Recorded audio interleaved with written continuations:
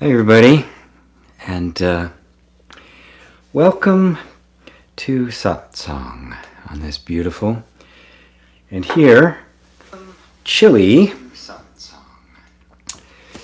Sunday morning. I'm going to adjust things a little bit here on the screen.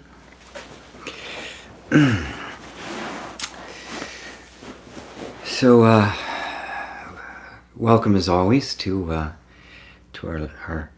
our lively little event here, and by all means let me know, tell me your name and where you're watching from, and in particular, if you're new here, please mention that this is your first time joining us here on Satsang. Usually it takes a few minutes for people to get the word and to join in. I did send out a correct email this week, so people were correctly informed that there would be a live satsang. Last week I did the pre-recorded one because I didn't want to leave you with naught. I gave this one a title, the Chakras and non-duality, the Chakras, and all things esoteric. I have been working on a new class that I'm going to be giving. It's probably going to be a long one, like maybe a three month course that's going to be pretty involved. I'm going to do one that's just going to be open for anybody to come in. That will be kind of an overview of it, and then I think 3 months in depth, using that model as a means of spiritual non-dual inner exploration. Now, a lot of spiritual teachers, especially non-dual teachers, tend to shy away from the things that are more, the mystical, the esoteric, the some of the teachings that have become kind of ubiquitous in New Age and the like. I find that these traditional spiritual and esoteric teachings provide a beautiful bridge between the way people think things are and the actual reality of our experience. The chakras are one of those. See, non-duality isn't a philosophy. It's not a religion. It's not a spiritual practice. It's not any of the things that we normally associate with spirituality or even personal development and the like. It is a way of seeing. It's more interested on the eyes through which you are seeing and interpreting than what is being seen and interpreted.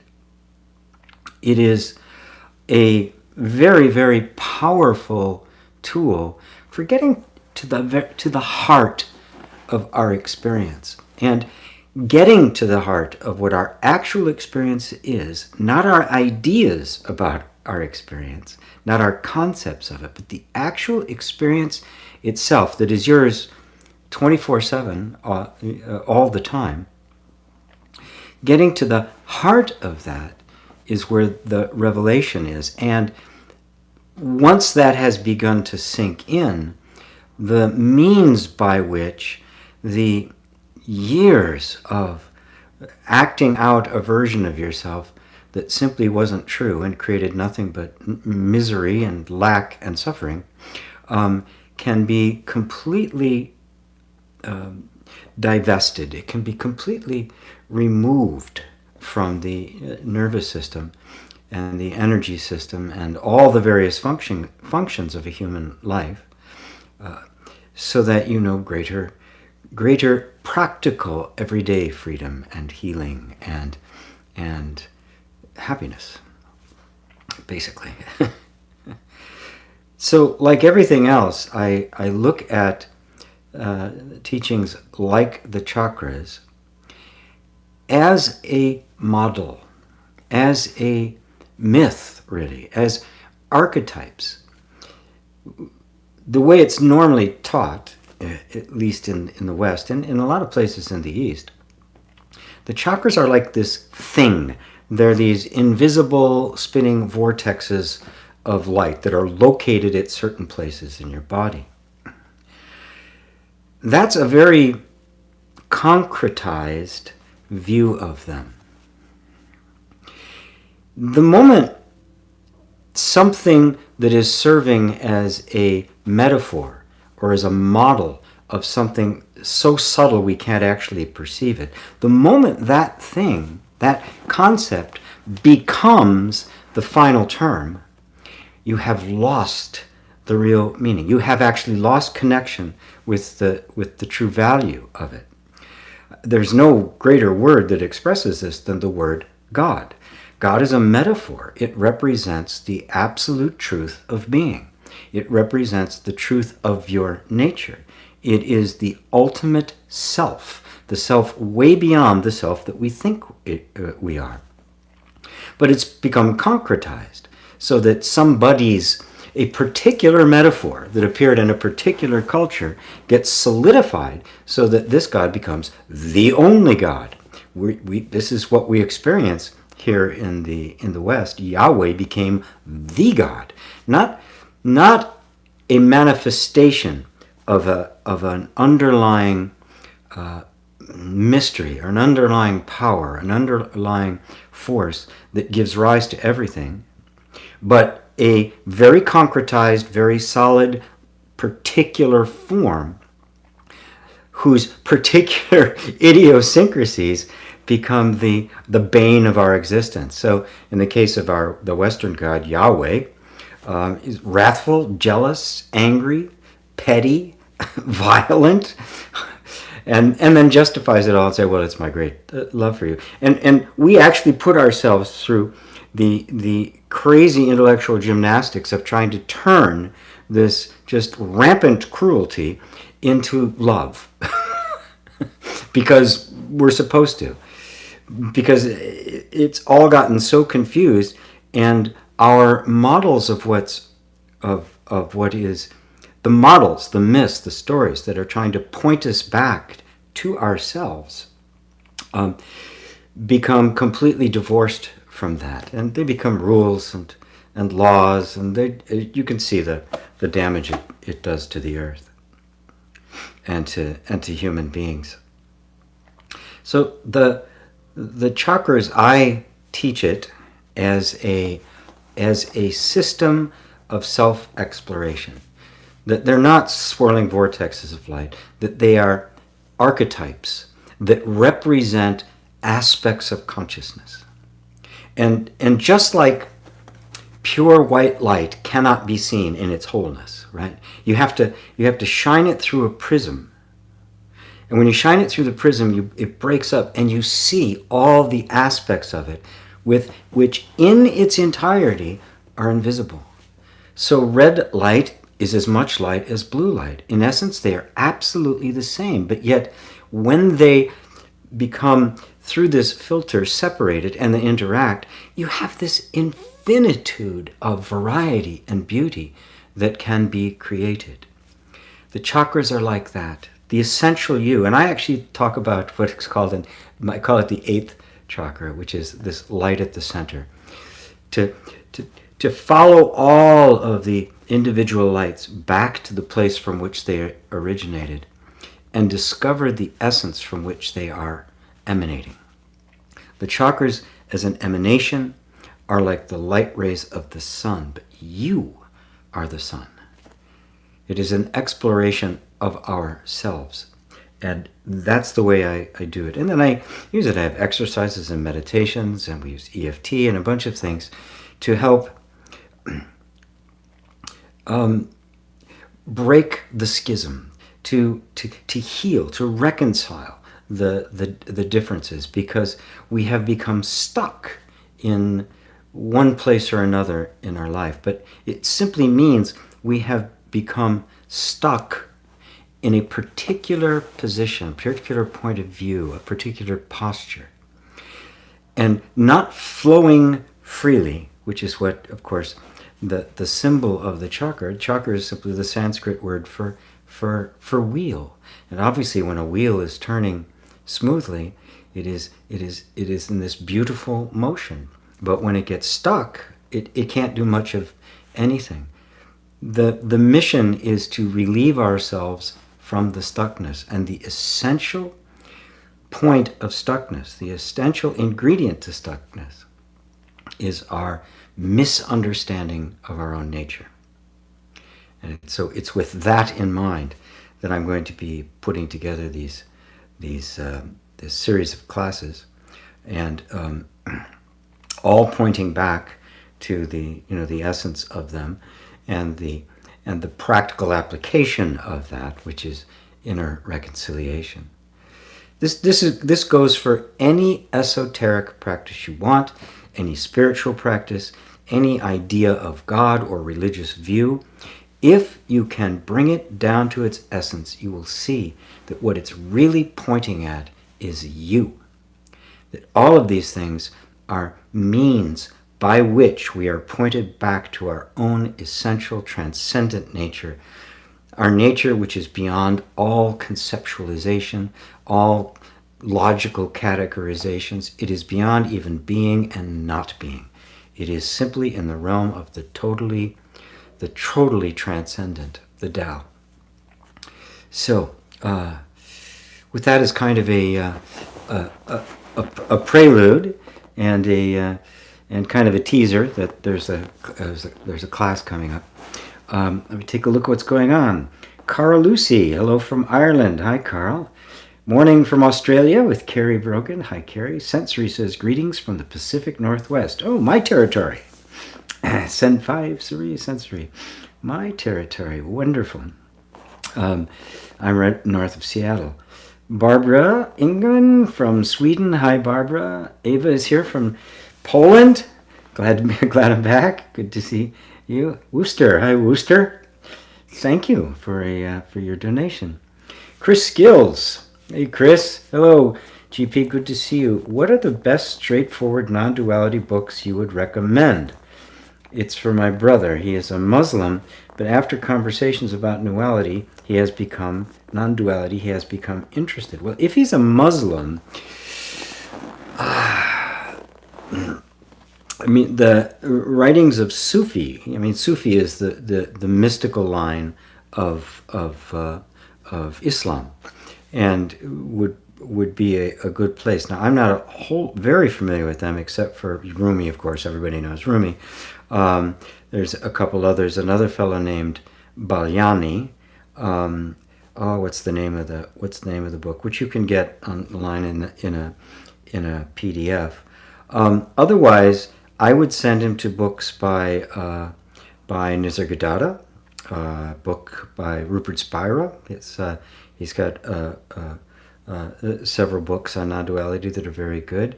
The Conversations with Ramana Maharshi are excellent. I Am That, which is a classic, Nisargadatta Maharaj. Those are all just the direct conversations about it. None of those, other than Balyani, which has an Islam perspective, none of those have any particular religious perspective. Those are all very, very, very good. You can also direct him to various satsangs like this, like satsangs from Muji, Rupert Spira, Francis Lucille, Adyashanti, so he can listen to them speaking, and that will also give him a living flavor of it. So many of these books, I Am That is available in PDF. You don't have to buy it. Matter of fact, don't buy it, because most places for sale, they've got it very expensive to actually get a hard copy of it. Just get it on PDF. So that would be my recommendation. Lamont Stewart says, "What's up, G? Glad I tune in." Me too, Lamont. David and Elaine, hello. Hi, GP and everyone. Greetings from Southeast England. the clocks have gone back here. Remember, just the last moment that Satsang starts an hour earlier for us here. Oh, wow. Okay. Which it will continue. Actually, it will be even earlier because our clocks go back next weekend. I think next weekend or the weekend after. It'll actually be more in line, I guess. We'll be falling back to where you guys are is not. Worcester says, did you skip wintertime? No, we just do it later than you guys in Europe do. It's like 2 weeks. You guys do it earlier. I think you did it like last week or something. We do it next week or the week after. And then we'll be back. We'll be back in sync once more. But it gets even more confusing if you're in Australia because it's going the opposite direction. They're springing forward when we're falling back, and they're like, I can't keep it all straight. I have to rely on you guys. So Meryl Port, hi from Queensland. Hi, Meryl. Speaking of Australia, hi, Meryl. But Meryl's worked it all out. She's been in dozens of my classes. She's a certified facilitator, and we've always managed to work out the time. So Meryl's your expert if you're in Australia.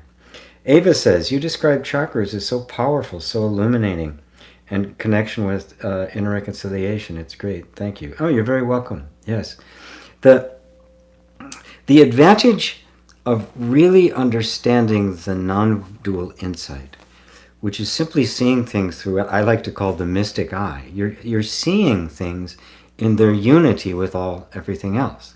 So you don't see an object isolated from the underlying invisible power and divinity that gives rise to it, which means everything now begins to reflect the face of God, the face of truth. Everything has truth in it. And then instead of things being a study of something independent of you, they become a study of yourself. It's like staring at yourself in the mirror to get an idea of, to really grasp what you look like, right? That's not a really great metaphor because that's only a surface appearance.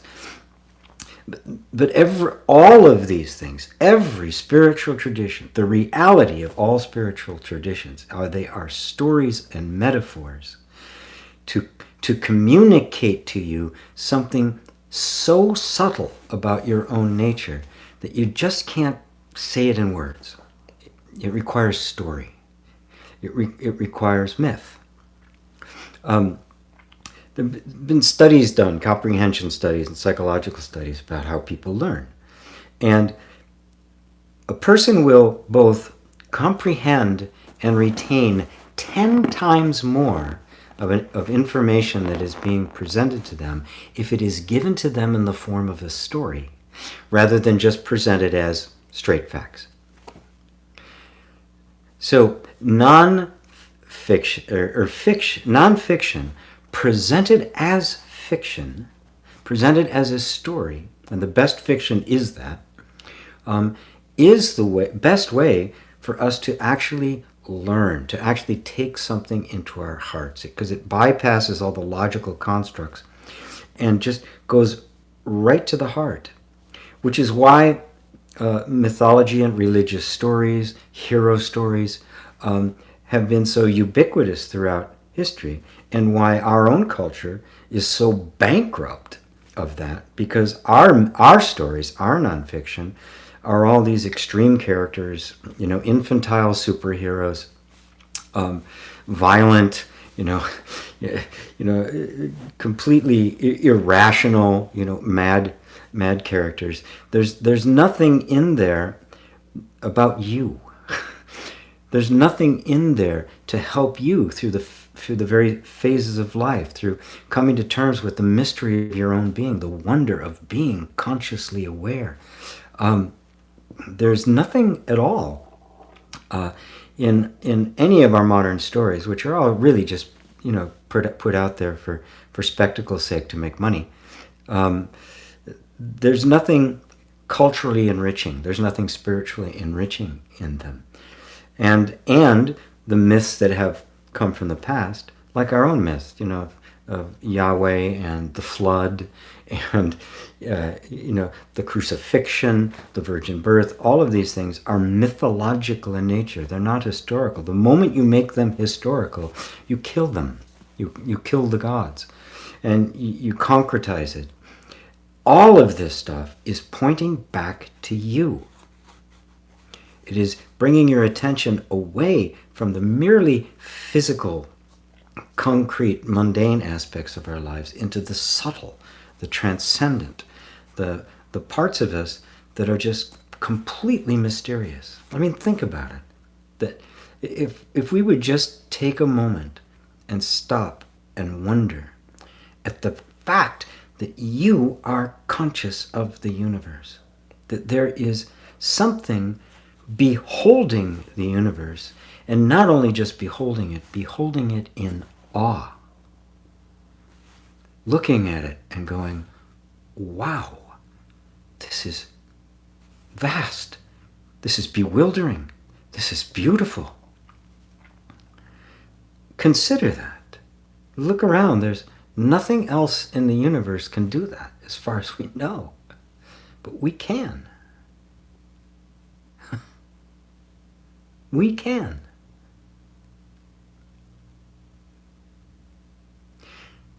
When I really let myself see things like that, it just stops me in my tracks.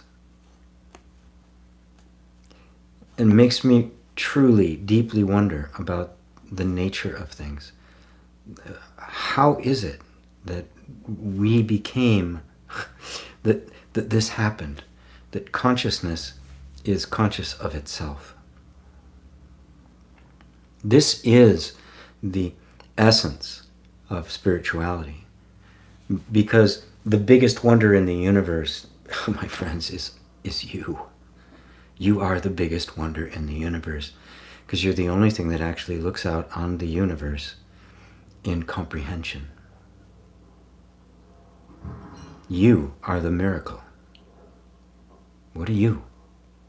Who are you that such a thing is alive in you? It's from that perspective that I approach a subject like the chakras. Or, you've heard me talk about various kinds of the Bible stories, right? The flood, the parting of the sea, the virgin birth. They all have a mystic, a spiritual, a transcendent connotation.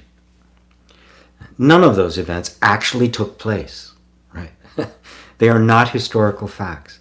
Trying to make them into historical facts just reduces humanity to just stupidity. There's a museum in Kentucky, and they have in this museum, they've got a bunch of exhibits. One is supposedly a life-size version of Noah's Ark, which has never been found, by the way. There's no evidence for it whatsoever. And actually the story in the Bible of the flood, the deluge, where everything is wiped out, derives from an earlier myth in Babylonia, which is exactly the same story. And of course, during this got into the Jewish culture through the exile in Babylonia. There was a period of time where they were in Babylonia, and now it took on the local inflection. This is the way it was, but then it got frozen. So none of these are actual events, but they were never intended to be put down as history. They were intended to be put down as pointers to the transcendent. I mean, how do you describe the infinite? You can't do it. And yet, the infinite is around us all the time. The infinite includes the finite. This candle and these flowers, this sweater, the picture, is part of the infinite. And so in all of these little objects, these things that we see, the face of the infinite is visible. Joseph Campbell calls those the masks of God. Mooji more humorously calls it God in drag. But that's what you are. That your human life is the divinity, the infinity manifesting itself in a particular form for a particular time, and it never ends. Anyway, I got off on that because the only way we're really going to grasp the transcendent is that we lose this sense of everything being cut and dry and concrete, and recognize that the stories we live on are only suggestive. They're not historical. And that you are the great mystery, and all of these stories are not pointing to the great mystery out there. They're pointing to the great mystery right here. You are the great mystery, which all of the stories and all religions have attempted to connect to. All right, enough of that. John says, hi, GP and Meryl from Scotland. Hi, John. Sophie says, hello, GP. Love to see you. I'm back in Herefordshire. Love, Sophie. Wonderful. Alessandra. Hello. Hello, Alessandra. My assistant sent you a message. Sent you an email, by the way, and I didn't hear anything else, so we're still open to making that happen for you. Perry, oh boy, Farhazoda. Hi to everyone from, wow, Chizika-san. Life is beautiful. Yes, indeed. Wow. Lovely. I do believe, I'm not sure you've been here before. Please let me know if you've never been here before, if this is your first time joining us here on Satsang. Let's see. Mark C., great to see you again. Greetings from Vermont. Hello, Mark. Ava Balyani, know yourself. That's it. Yes, that's it. Know yourself. That's a wonderful book, and that may have appeal for somebody who is a Muslim. It's powerful too. I recommend it to anybody. It's a mind blower. Wooster says, glad it's earlier. Just say wow. Tear. Ivan says, hello from Bulgaria. Hello, Ivan. Noel Smeets, good evening from the Netherlands. Good evening. Wow. Anja, hi from Germany.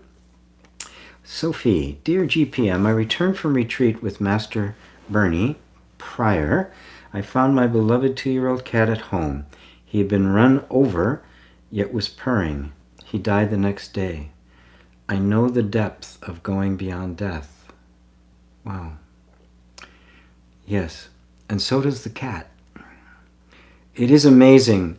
I've had lots of pets in my life that have come and gone, and it is amazing that they just enter with complete equanimity into the transition to whatever's coming next. I remember one cat that was very close, the last pet I had, really. She was with me for 17 years, my little cat Whitney. Went with me from California to New York. She was a stray that showed up one day, hung around, and she actually said my name. I wasn't tripping. I wasn't the only one who heard it. Several people actually heard her. She would say, Greg. I mean, it was clearly pronouncing my name. But I remember when she was beginning to fail, and I just kind of sat down with her and wanted to know if she wanted me to do something extreme. And it was just so clear. this feeling was all over me. She was just, no, she's ready. I'm ready to go. And we just stayed together the whole night. We just laid there, in each other's arms. And the next day, off she went. And it was just an amazing thing to see. They have no resistance. They have no resistance to it. They have no great attachment to this body. And why?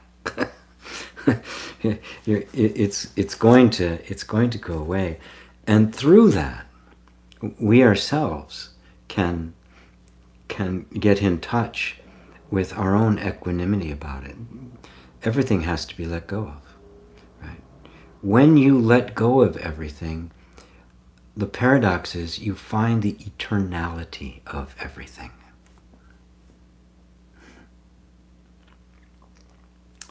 Thank you so much, Sophie.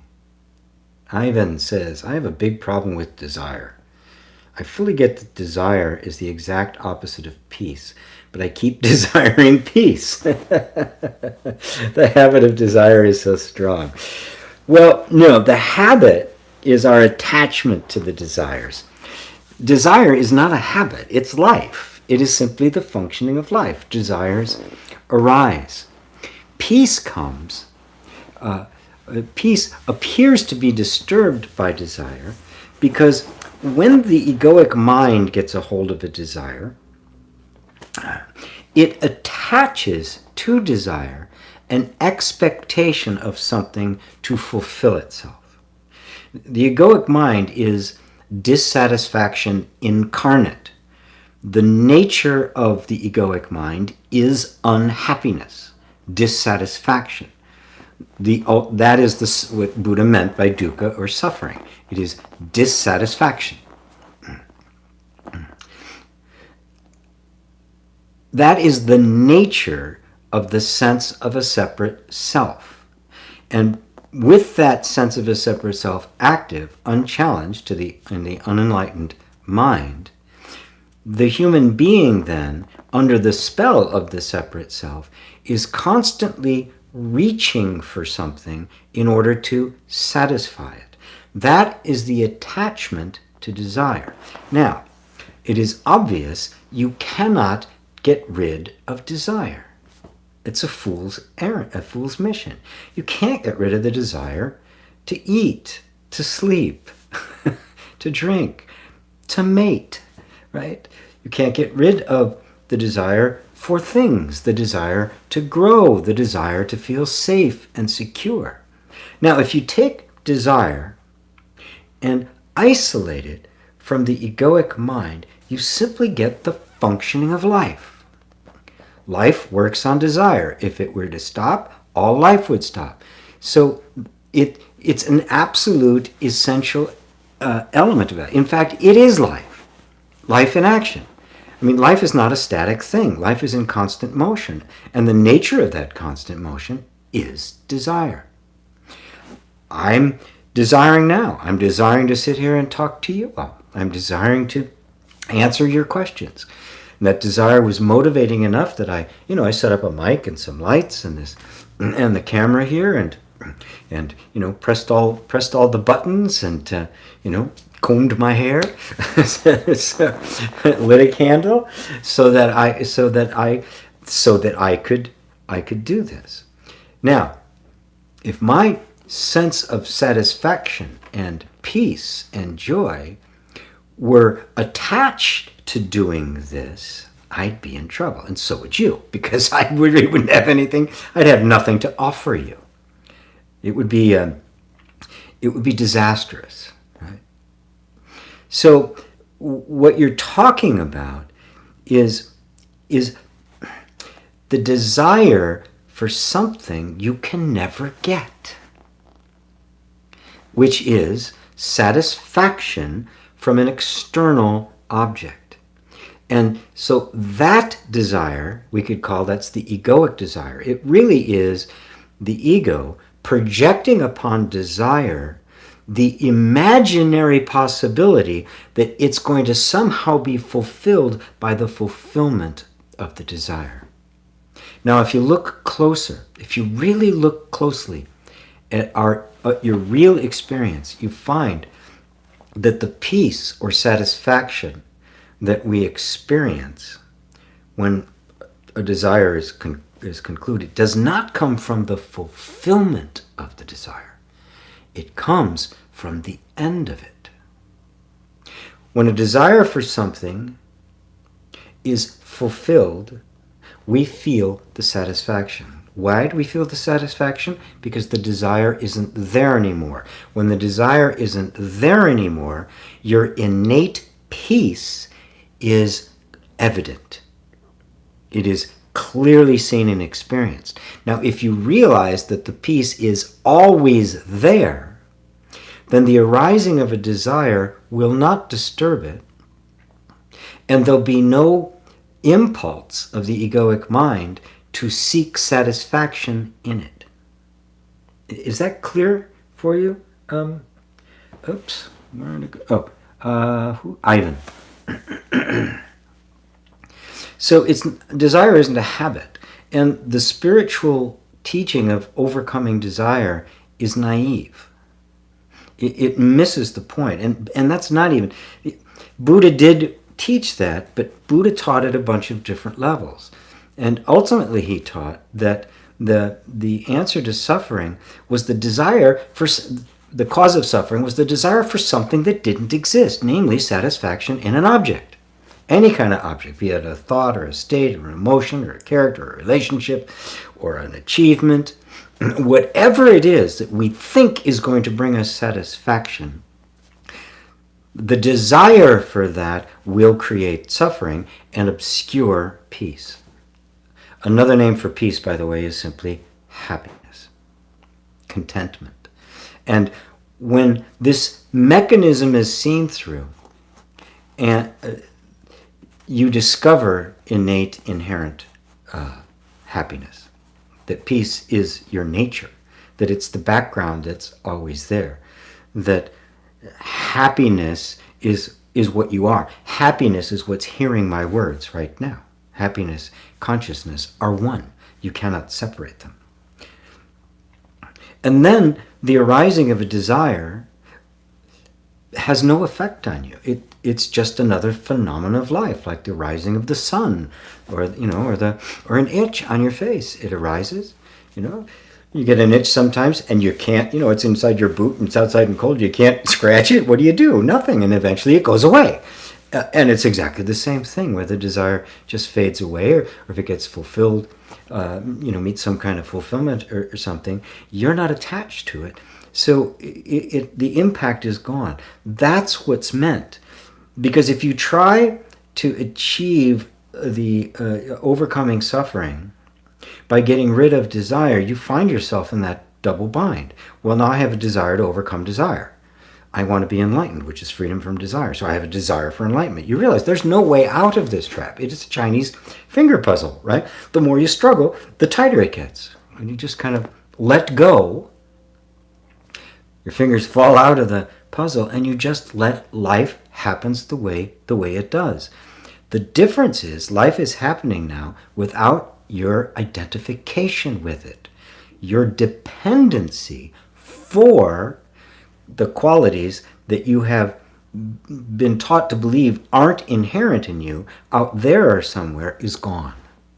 And therefore the desire can arise or not. You can enjoy it or not.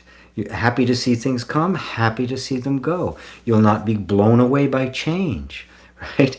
That perfect relationship that was just idyllic and full of passion and love, as it begins to cool, won't be a problem. You'll simply discover a different layer of interaction, a completely different creature will be born. There's no need to change partners unless you want to hold on to the past. Instead, you can now begin to re-explore completely different beings in a completely different setting. This is the answer to relationship problems as well.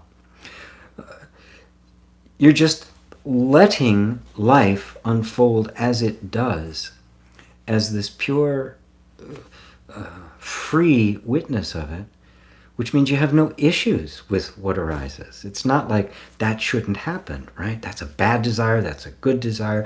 The desire to be spiritual is the right desire, but the desire for money is a bad desire. Hey, desire is desire. Desire of money can arise. Desire of money arises in all of us. That's why we have work. I have to charge for courses, right? It's just part of the deal.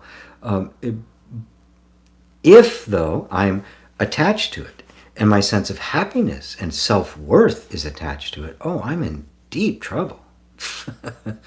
I'm in deep trouble. Because now I will be on the endless cycle of pursuit, and I will be pursuing that which is impossible to attain, which is, of course, hell, right? That the definition of hell is the desire that can never be fulfilled, the infinite desire that cannot be quenched. That's the fire. That's the mythological fire of hell, by the way. There's no place called hell. That is it. It is the unrequited desire. It is in Buddhism, it's the hungry ghost, the incapacity for satisfaction, which is inherent in identification with the separate self. So when you're feeling that, simply take a big step back and notice that there's a desire But then there's also something that's attaching to this. It's grabbing onto the desire. It is identified with it. It is associated with it. It has laid on it the expectation that it's going to bring it something, right? And of course, it can't deliver to you what it is you're hoping it's going to deliver. So I hope that answers it for you, Ivan. 40 minutes in, and we have a bunch of questions. All right, very good. So just to wrap it up, let me look at this over one more time. I have a big problem with desire. Actually, you have no problem with desire. You don't have a problem with desire. You've just misunderstood it.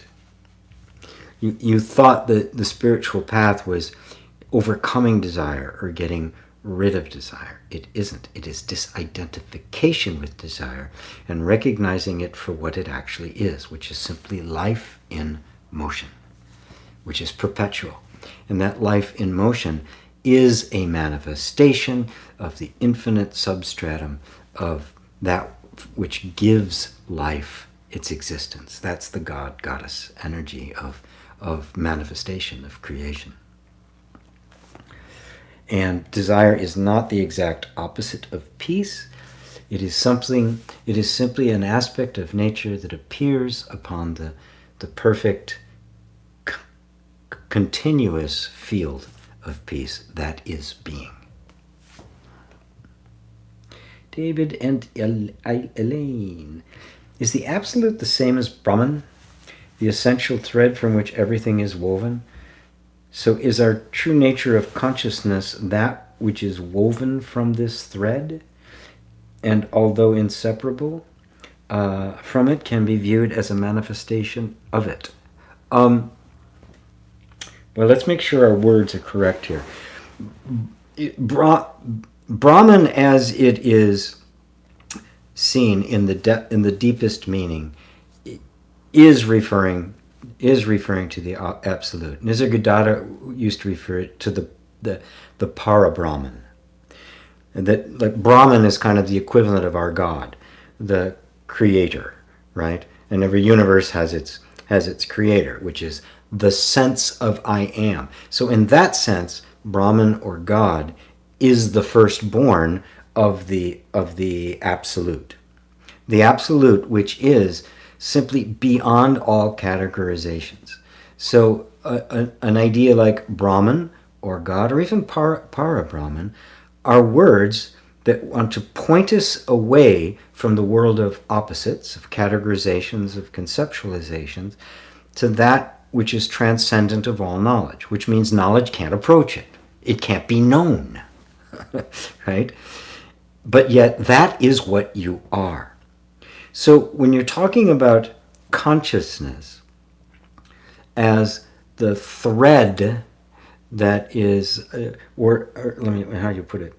The essential thread from which everything is woven, so is our true nature of consciousness, that which is woven.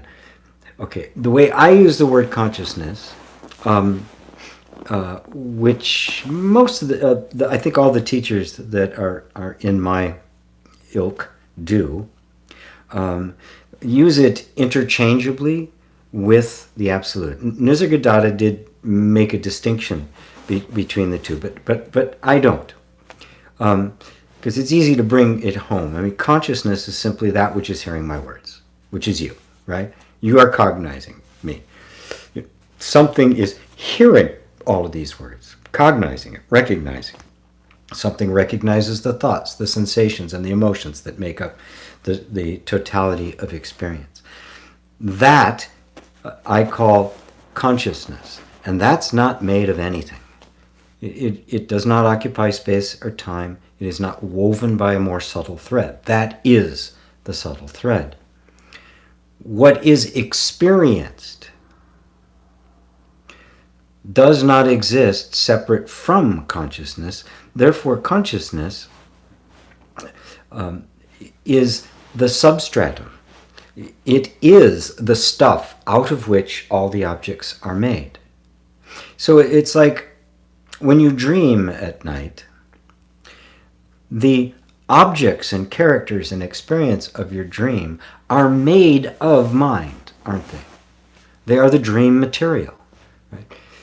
While your perception during the time is that they are objective and they have solidity and they have an effect. You can feel them when they touch you. You can hear them when they speak. You can watch them as they move. And yet, they are made of mind. And so, your every experience, including me right here, is made of consciousness. This is consciousness. This is the essential non-duality that transcends all human categorizations. Consciousness and the manifestation of consciousness are not two. Just like the dream and the dreamer are not two. The dream and the stuff out of which the dream is made, the mind from which it comes, are not two. We believe that they are. That belief somehow that the dream exists independently of me, the dreamer, or that all of this manifest world exists independently of the consciousness, is the great mistake. That's the fall. That's the eating of the tree of the fruit of the tree of the knowledge of good and evil. It is the beginning of duality, and that duality, of course, is what cut us off from the tree of life, which was also in the garden. There was no Adam and Eve. They never existed. It's a myth, and it's a mythological tale to tell this story, to point to this truth which cannot be spoken. Right? All I can do is point you. They're not two. Advaita, right? They are not two. Consciousness and the world are not two. When you see the world as consciousness, the world disappears. That's what's meant by the end of the world. Right? If you see it as something separate, the world comes into existence. And so, when you're talking about these words like Brahman or Para-Brahman or Para-Atman, the transcendent soul, they're all words to point back to what cannot be known, but is eternally experienced. You're experiencing it right now. You are it right now. You are not something experiencing consciousness. You are consciousness experiencing itself. That's all there is consciousness. And if you look, you'll find that this is directly confirmed by your own experience. You don't need a bunch of people with lab coats to tell you. This is self-confirming. There is a belief that what I perceive exists independent of me. And then we have an extremely elaborate set of processes and functions and, light and objects and refraction and then, and nerves and optics and brain and all of this sort of stuff to describe something that we believe exists independently of me. Yet, I challenge anybody to see if you've ever had the experience of anything outside of consciousness.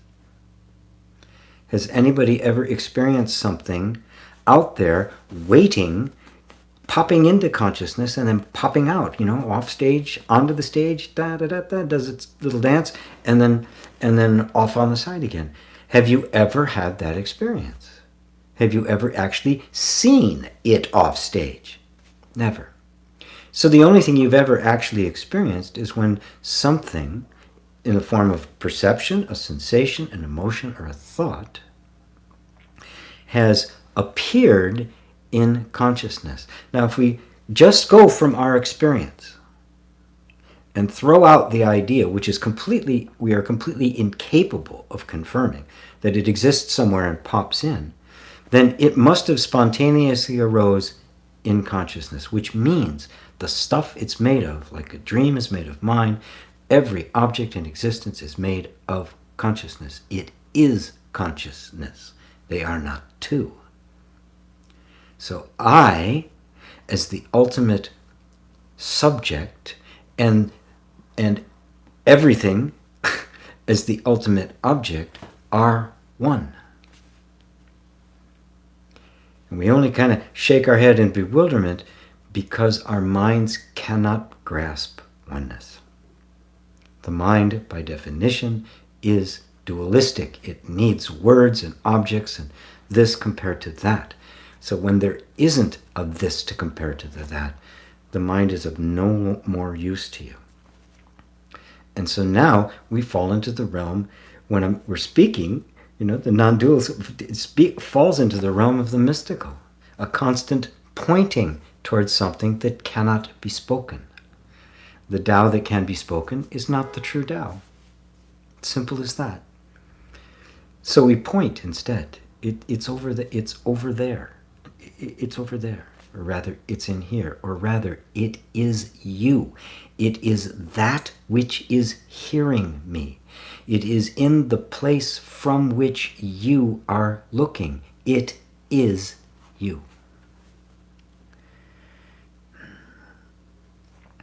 And so even the word manifestation is slightly misleading, is slightly off, because you can still feel that there's a sense of something arising out of something else.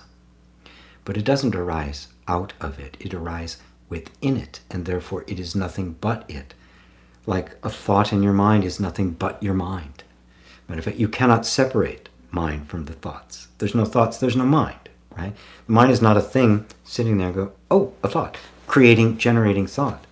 The mind is simply a word that we have for the patterns of thought, which is simply one form of vibration, one form of an energetic pattern, like emotion, which is a feeling, on the other hand, sensation, perceptions. They are all the five skandhas, as Buddha outlined them, are all integral to and made of the same thing.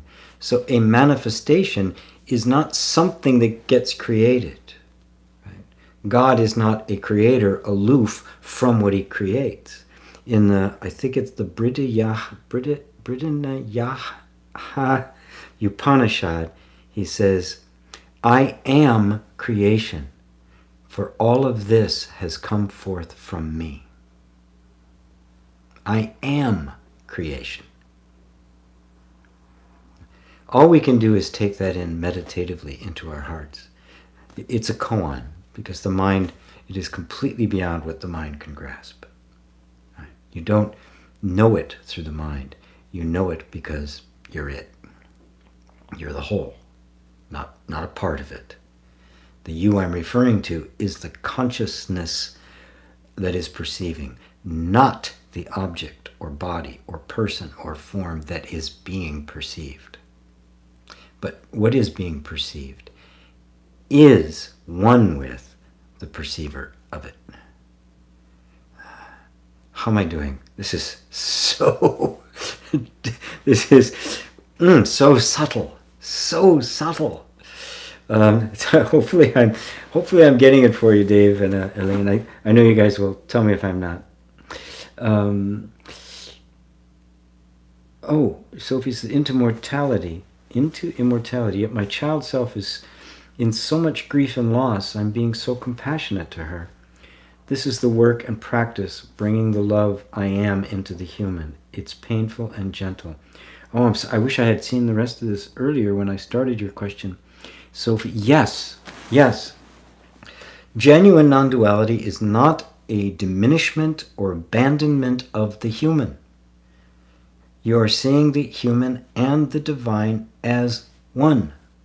So when you experience the loss, I wept like crazy when Whitney died, when my cat died. So did my son, she was there some of the time he was a child, and he was actually living with me in New York at the time. And the two of us were just beside ourselves. Of course. Non-duality does not distance you from life. It integrates you. It makes you one with life. So you just don't describe, there's no such thing as death. Like I just want to smack people when I hear people go off on their spiritual, metaphysical, physical things. There is no death, and just hardening their hearts to what they're feeling. I like to use the example of playing. If you play a game, right? You're in a game of soccer with your team, or maybe it's tennis, or even Scrabble or a board game, right? It's just a game, right? Nobody takes it seriously. Nothing in life depends upon it. And yet, if you're really going to play the game and enjoy it, you got to play as if it mattered, don't you? You play to win. You're totally into it, right? And when you win, it's like, yes. And when you lose, it's like, oh, right? And then you forget about it and you go away. But it wouldn't have any value to us. It was just, oh, it's just a game. Who cares? Right?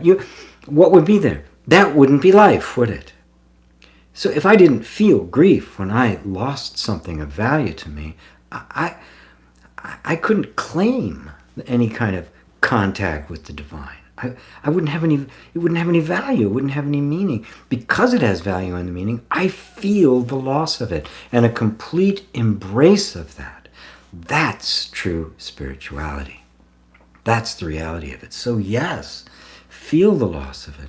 Feel that sense, like a little girl in there that's lost her best friend. And even the adult that is lost the best friend. The part of us that grieves, let it grieve. The more you do, this is eternality, immortality is not a tool to buffer us against loss, against feeling. I mean, the reality is that particular critter, this particular critter, you, me, all of us, are unique in all time and space. There will never, ever be another GP or another Daryl or another Sue or another Sophie or another Dave and Ellie. Never. Matter of fact, even the one you were 5 years ago is gone forever. We cannot fathom, we cannot really embrace all of life unless we embrace the incredible value of this moment, that it is unique in all eternity, and therefore it is beyond rare. And so yes, when it passes, it hurts. And then something else will come. We heal. We open the space. We recognize simultaneously our own immortality and the immortality of everything. The immortality of consciousness and the infinite speck that is the manifestation. That it is this perpetual continuity. The form disappears and we love the form. But the consciousness out of which the form has arisen never disappears. It's what's perceiving it. And this is the unity of the heart and mind, the head and the heart, the masculine and the feminine, the wisdom and the compassion. This is the intersection of heaven and earth, right here in the human heart. So, thank you for I'm glad I saw the rest of the entire story, your question here, because it brings up the most important, one of the most important aspects of that, and that is the heart side of this. As I say, one side is Vedanta, the other side is Tantra. One side is this clear knowing of immortality. The other side is the complete embracing of the human as that immortality made known. So they're not two anymore. Daryl, hello GP, and all from MDDC, Maryland and Washington DC. Hello Daryl. Welcome, welcome, welcome. Sue. Excuse me, I need a little water.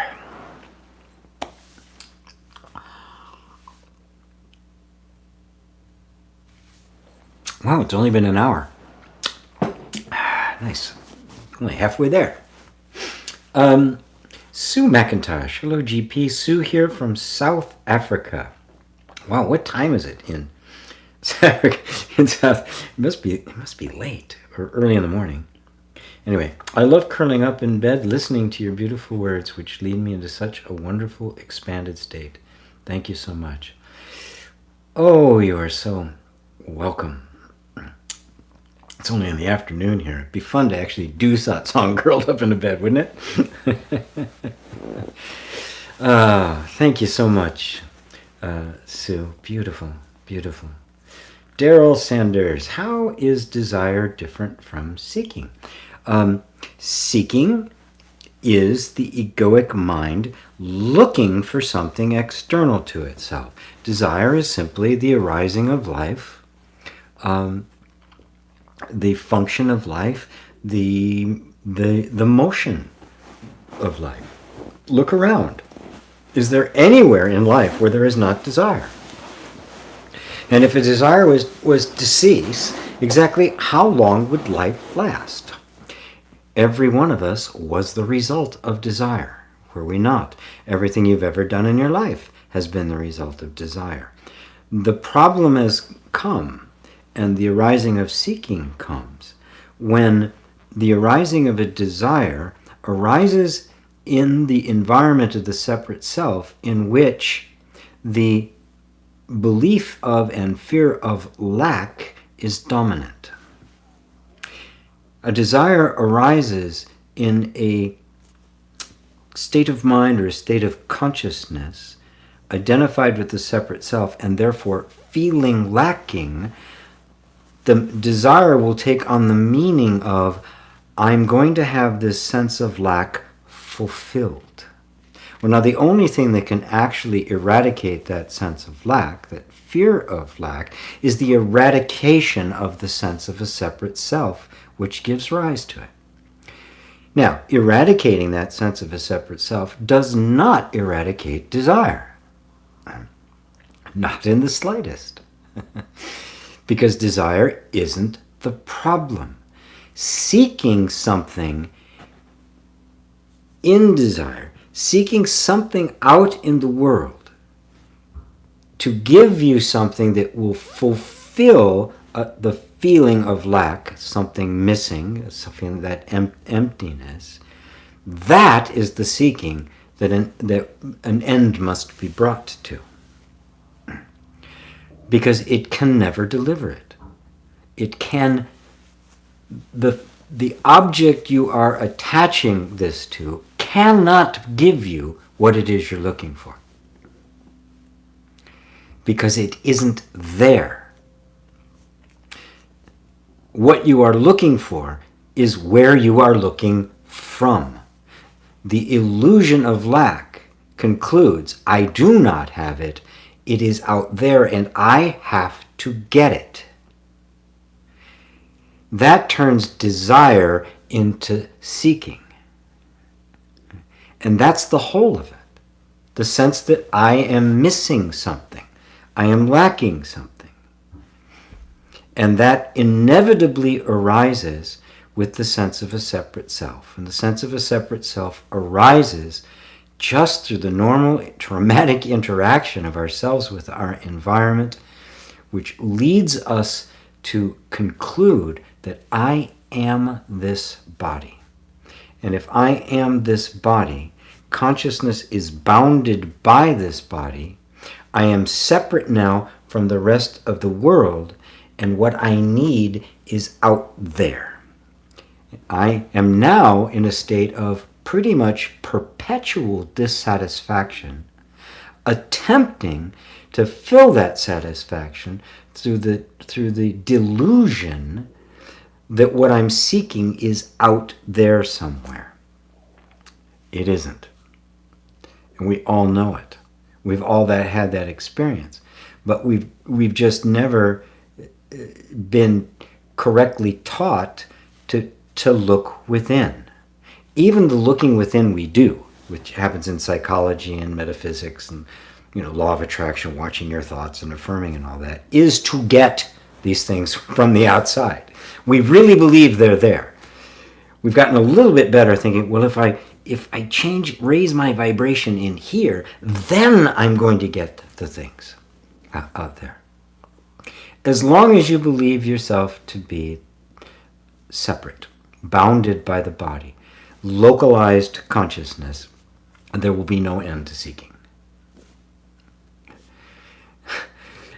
And in a certain sense, as long as that's there, the seeking has to happen. But spiritual seeking, when it starts to mature, begins to realize that it's not out there, and it begins to really look in here. It begins to see that I actually already have it. It is only my ignorance that is getting in the way of it. And it's only the compounded energy of the habit of belief that I have all these thoughts that I don't have it. And so now we simply begin to start sorting through the real wheat and the chaff, which is in here. And say, okay, this thought clearly or emanates from a belief in a separate self and a belief in lack. Well, then that thought cannot be true. This thought seems to be closer to the truth of my inherent wholeness. Well, so this thought is a better thought. Okay, I'll go with this one, and I'll just keep going, keep going, keep going, keep going. Any thought, you look at the thought, you can trace what its essence is. Where did it come from? Is it a manifestation of or a reflection of this belief in lack or a separate self? Or is it attesting to the truth of the wholeness and perfection of my being? If it is, well, then it's much more trustworthy. It's pointing in the right place. It's not the ultimate truth. No thought is. But it's pointing in the right direction. It's pointing here rather than there. Oh, scrolled up on me, didn't it? So does that answer for you, Daryl? Can you see the difference? Yeah. We're not trying to rid life of desire. That's silly. If you look at life is not a static thing. It is a flow of energy.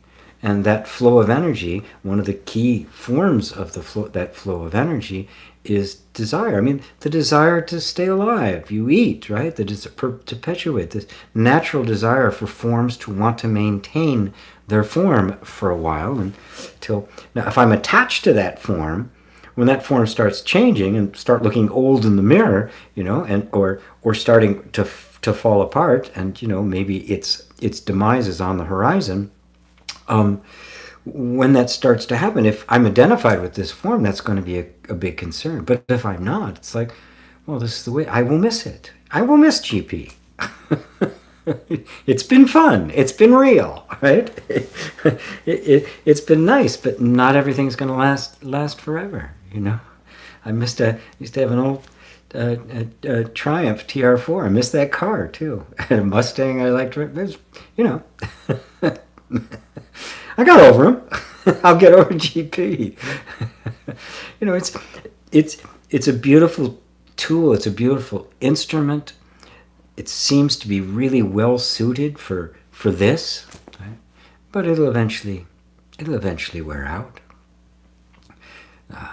And so there's nothing needed to hold on to. So you simply let life run its course. You let life do what it's going to do. You let it flow the way it naturally flows. And that's the end of seeking. I'm not seeking to get anything from life other than what it is and what it delivers. It delivers a lot of fun. It delivers a lot of challenges. It delivers a lot of beauty. It delivers a lot of diversity. That is what it delivers. Right? Enjoy it. Right? But I seek nothing in it. There's nothing there for me to get, but there's everything there for me to enjoy. Thanks, Daryl. Opazor. One drop fits in the ocean.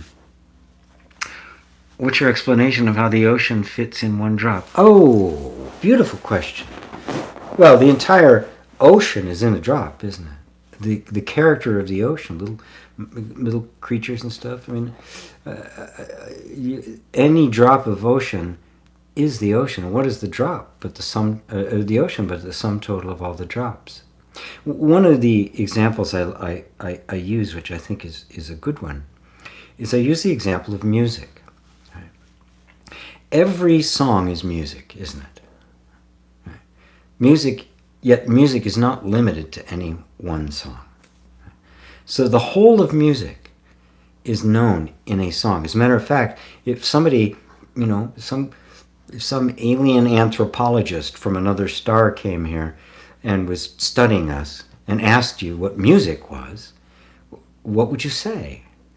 Well, it's the interaction of various... You just hum your favorite song, right?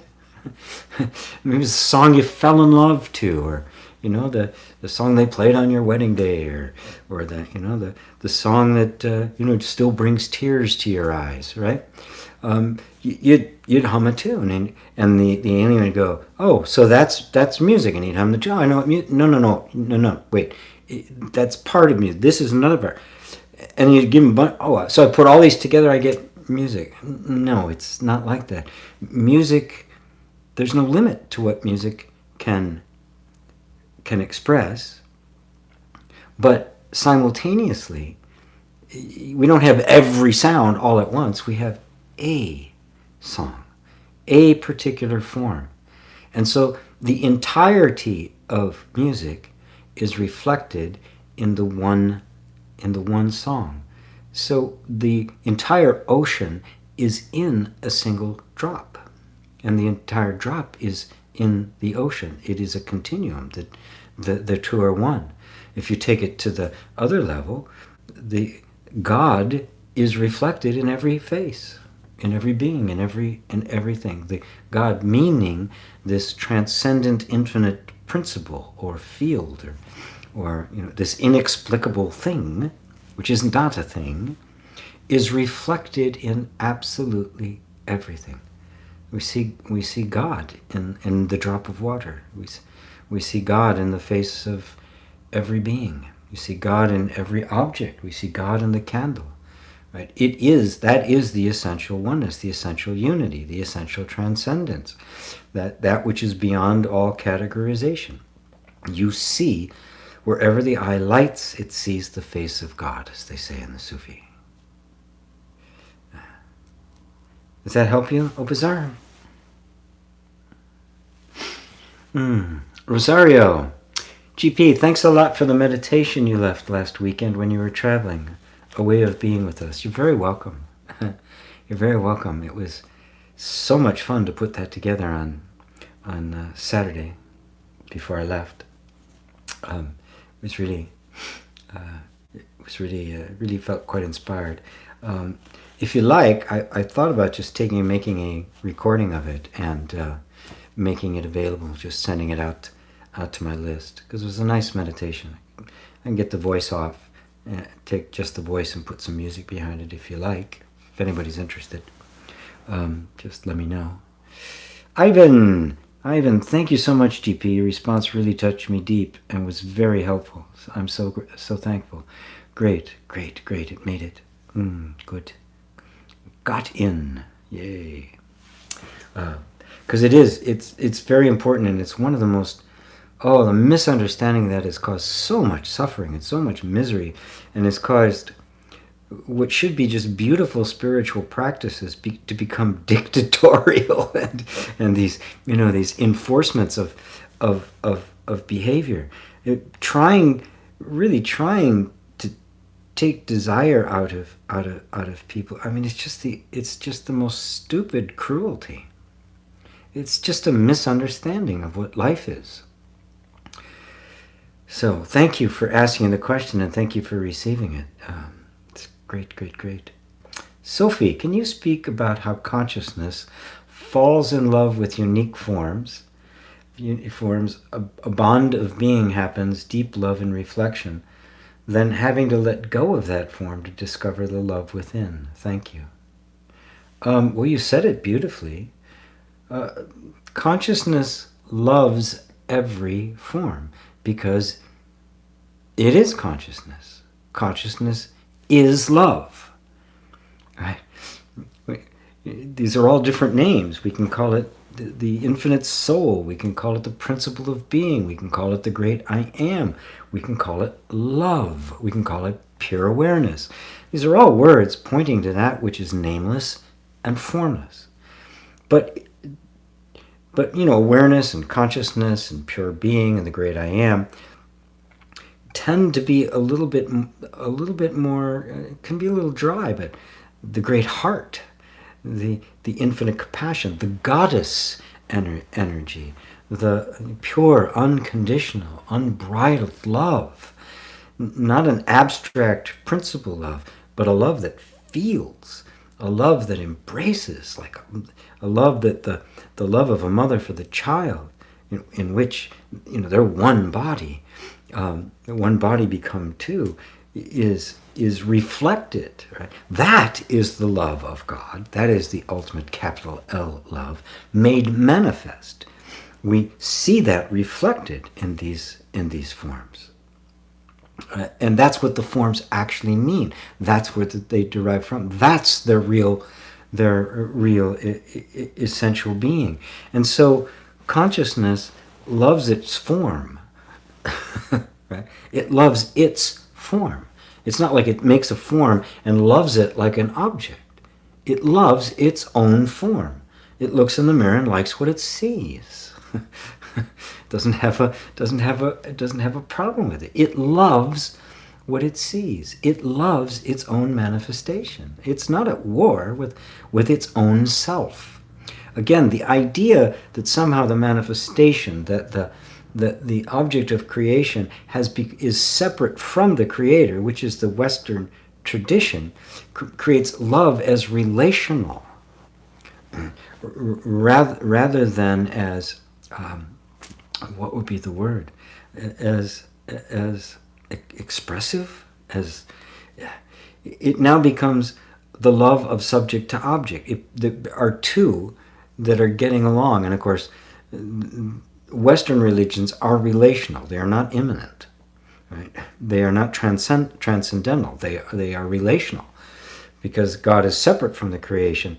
From creation, there is rules of engagement, and so if you follow the rules, then you are loved. If you don't, well, you're cast out. We all know how that works around it. So love is simply looking at itself, which bathes itself in love, and so the only thing that it can see is love, and so the object is nothing but love. What we call an object is love loving itself. Love embracing itself, love expressing itself is the universe. It is not separate from that love. Oh, I wish there were words that I could just nail it in there. I got to tell you, sometimes it's so hard to put into words this essential unity. Well, it is impossible to put into words. It's just nothing but one failure after another, but yet I have to just keep trying. I have to keep doing it, finding better words, better metaphors, better myths, better stories in order to do that.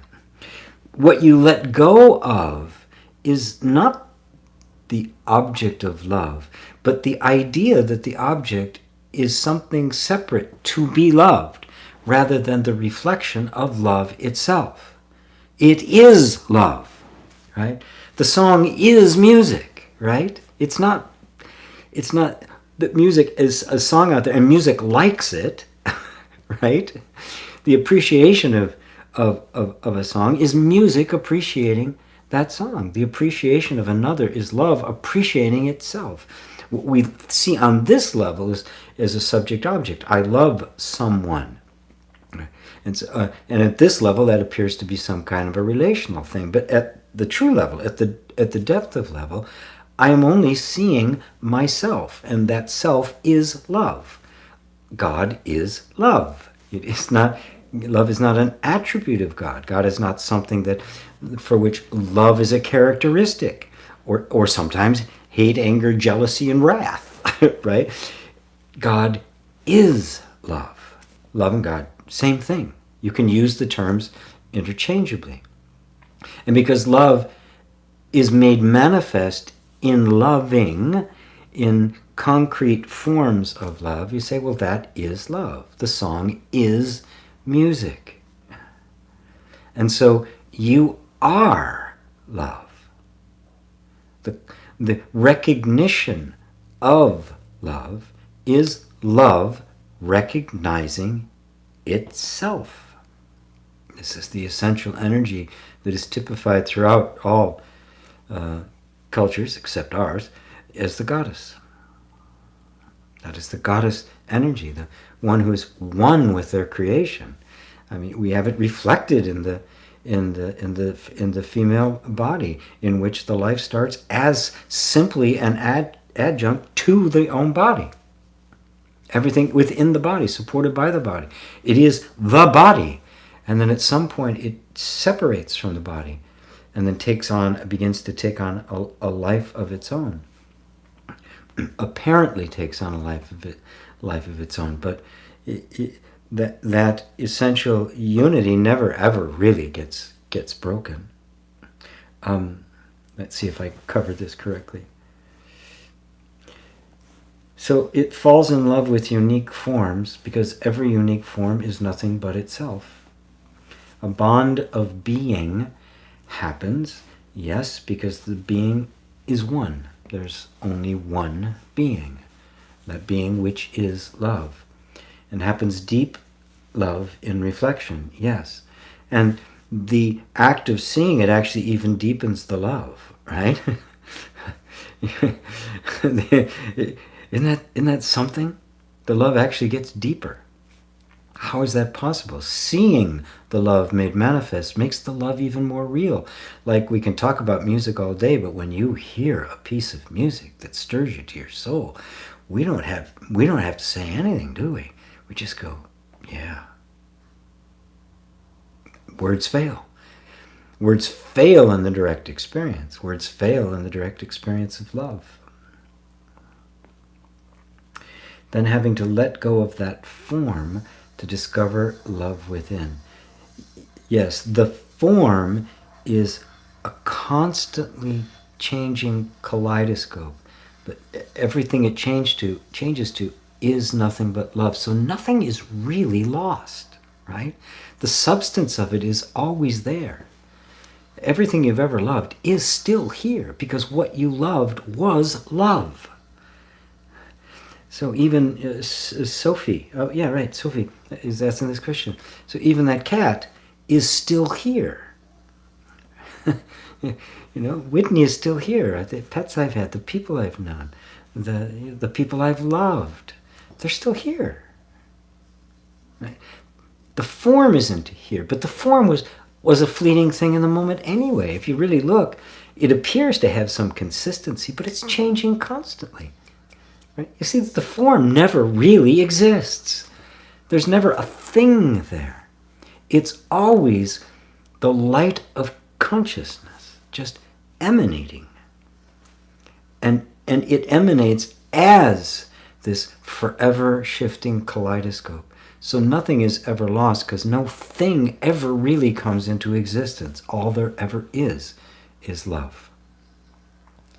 Also known as consciousness, also known as God, also known as you.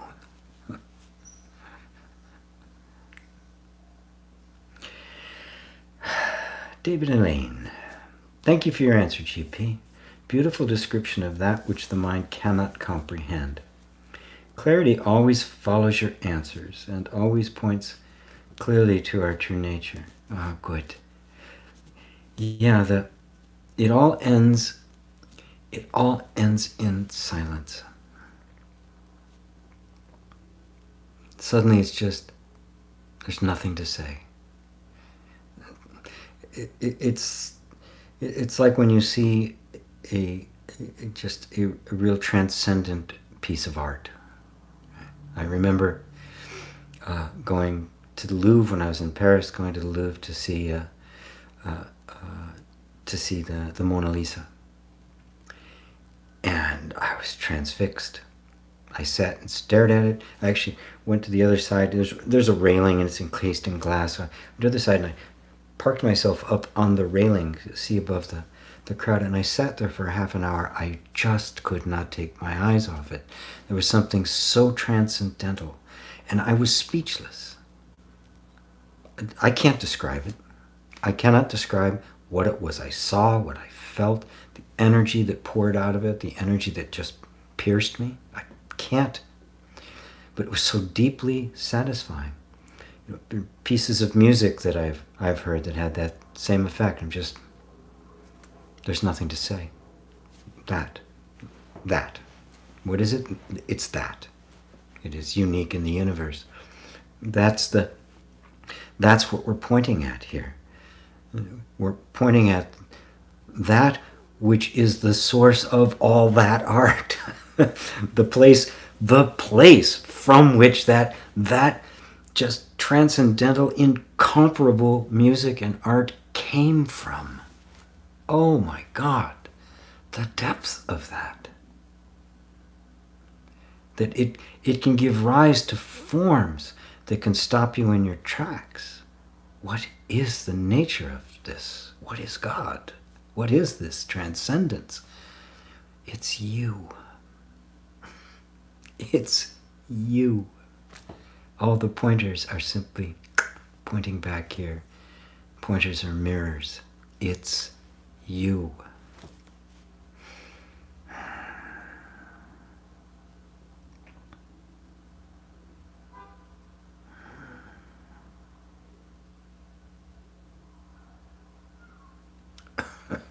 Sorry.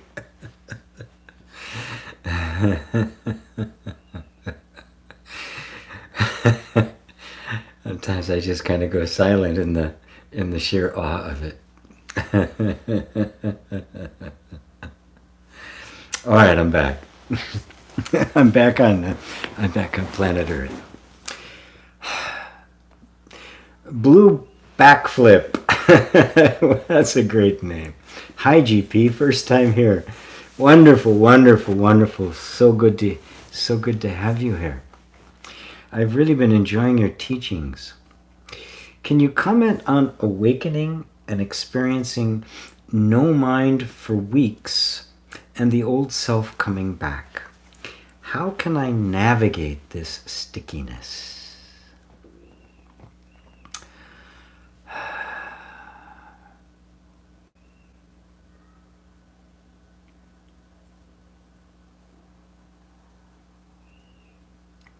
Well, as you just witnessed, I went to no mind there for a bit. There was nothing to say, and then what happened? It came back, and I came back, and I'm interacting now, right? So it happens. It happens all the time. No mind is a word we use for the experience when the mind has quieted. That is, there's no thoughts right in this moment. There's just the experience of being, and that experience is one of peace. It's one of inner stillness. Now, that inner stillness is always there. Matter of fact, thoughts arise in it. That inner stillness gives rise to thoughts. They are made of it. Right? So thoughts are not an interruption of it. Thoughts are that. Okay? Now, there's just a spiritual naivete that thinks that somehow we're supposed to find the way to hold on to this no-mind state. Well, if you a no-mind state, you'd basically die after a while. That actually happened to Ramana Maharshi when he was 16, 17, when he just had full and total awakening, quite spontaneously. He couldn't go to school anymore, nothing. He couldn't do anything anymore. His brother rather flippantly said to him, well, if you're a sage now, why don't you just get out of here and go and live in the temple? Which is exactly what he did. He then left. He just left home, went to Arunachala, the mountain the holy mountain Arunachala. There was a town around there and a bunch of I can never pronounce the name. Anyway, and he literally just sat in the temple in a state of complete no-mind bliss. And to the point where people saw him, and after a while they realized that this was a great sage, but he wasn't being fed. He didn't move. He would have died. His body would have just fallen away, and he wouldn't have minded. He wouldn't have even noticed, right? But people started feeding him. They started taking care of them. And little by little, enough of a sense of a self emerged that he could function, he could speak, which he couldn't do. For a long time, he just wrote. He couldn't talk. I mean, it's a remarkable, remarkable story. And in fact, he was known as the silent sage. People would come and sometimes he would speak, but oftentimes he would just sit there in utter silence with just this radiating gaze. And people would just come and sit in his presence, and that would answer all his questions. But so for him, it was clear that thoughts would come. There's pictures of him reading the newspaper. He'd make comment about stuff. He read different things. He commented about the Bible and the Bhagavad Gita and various kinds of writings in the Hindu. And he was not a scholar. He wasn't a Brahmin. He wasn't in that class. He wasn't educated like that. He just picked up stuff as he went along. So the no-mind state is always there. And then mind, the functioning of mind, which is our interaction with the everyday world, like I'm doing right here now, is simply utilitarian. It's what has to happen. In order for me to communicate, mind has to become active. It can very well go inactive, right? Now, what happens is what really gets, I think what disturbs this piece that you describe is that there's still the seeds of the sense of personal identification there. And so what's actually arising, and it's very subtle, so subtle that it doesn't even take form consciously as a thought. It's more of a seed to a thought. And that thought, prior to thinking it, is, I have to hold on to this piece. That subtle thought gives birth to an I that has to hold on to it, which is what? A sense of separation. That I then, now the mind starts becoming active again, and it becomes a problem. And now I feel separated from the peace. But the peace has been there the whole time. The silence is always there. It's not that there's a lot of noise, that when the noise goes away, silence appears. Silence is always there. Peace is always there. Stillness is always there. Happiness is always there. But the activities, when they are identified with, obscure it. Make it think, oh, it's not there. It's always there. It's the background against which any kind of activity or mind or which is thought or emotion or perception or anything is experienced, always against that background. And so the seed thought, and it's very subtle. In Sanskrit, they refer to it as vasanas. In the Buddhism, they refer to it as the repository consciousness. It's these very subtle beliefs of a separate self, of a personal self, that are so subtle they're prior to even taking form as a thought. It's kind of energetic assumptions. One way I like to refer to them. They're just extremely subtle. Ramana referred to them as the seeds of consciousness, seeds of the mind. And they're going to continue to rise. But when you can discern their almost invisible nature, your vision is becoming really very clear. But notice, the arising then of thoughts are regarded as a problem. Who's regarding them as a problem? Is that a problem for awareness? Does awareness go? Does God go? Oh, damn it! Here are those thoughts again. What am I going to do about those? As if there's some kind of intrusion from the outside world. They can only arise within you, so they are you. So they're not a problem any more than my hand is a problem for me. right?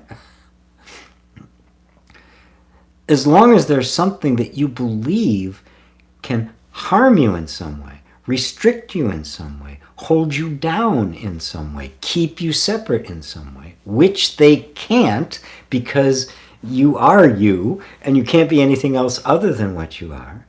As long as you regard them, though, they're going to create suffering.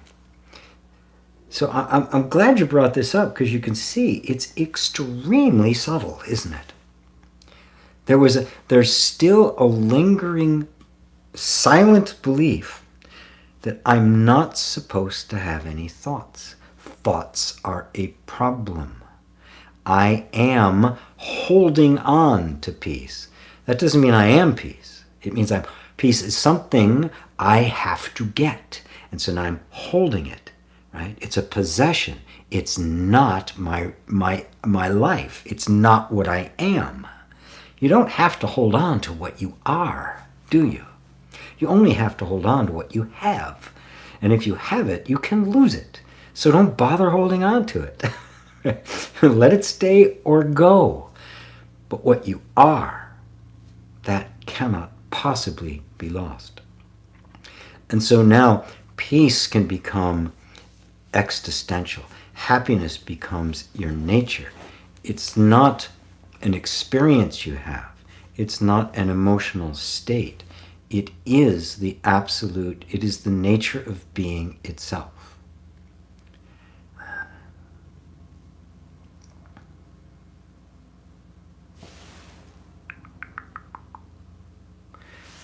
So, blue backflip. Let's see, comment on awakening, experiencing no mind for weeks. So, when you're experiencing it for weeks, you're in a state what they call samadhi, right?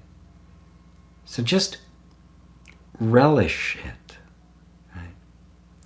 And when it comes back, relish it. If you don't think it's a problem, it's not a problem. It's to say, I mean, you're still breathing, aren't you? If you stop breathing, well, your experience is going to be very different, isn't it? Right?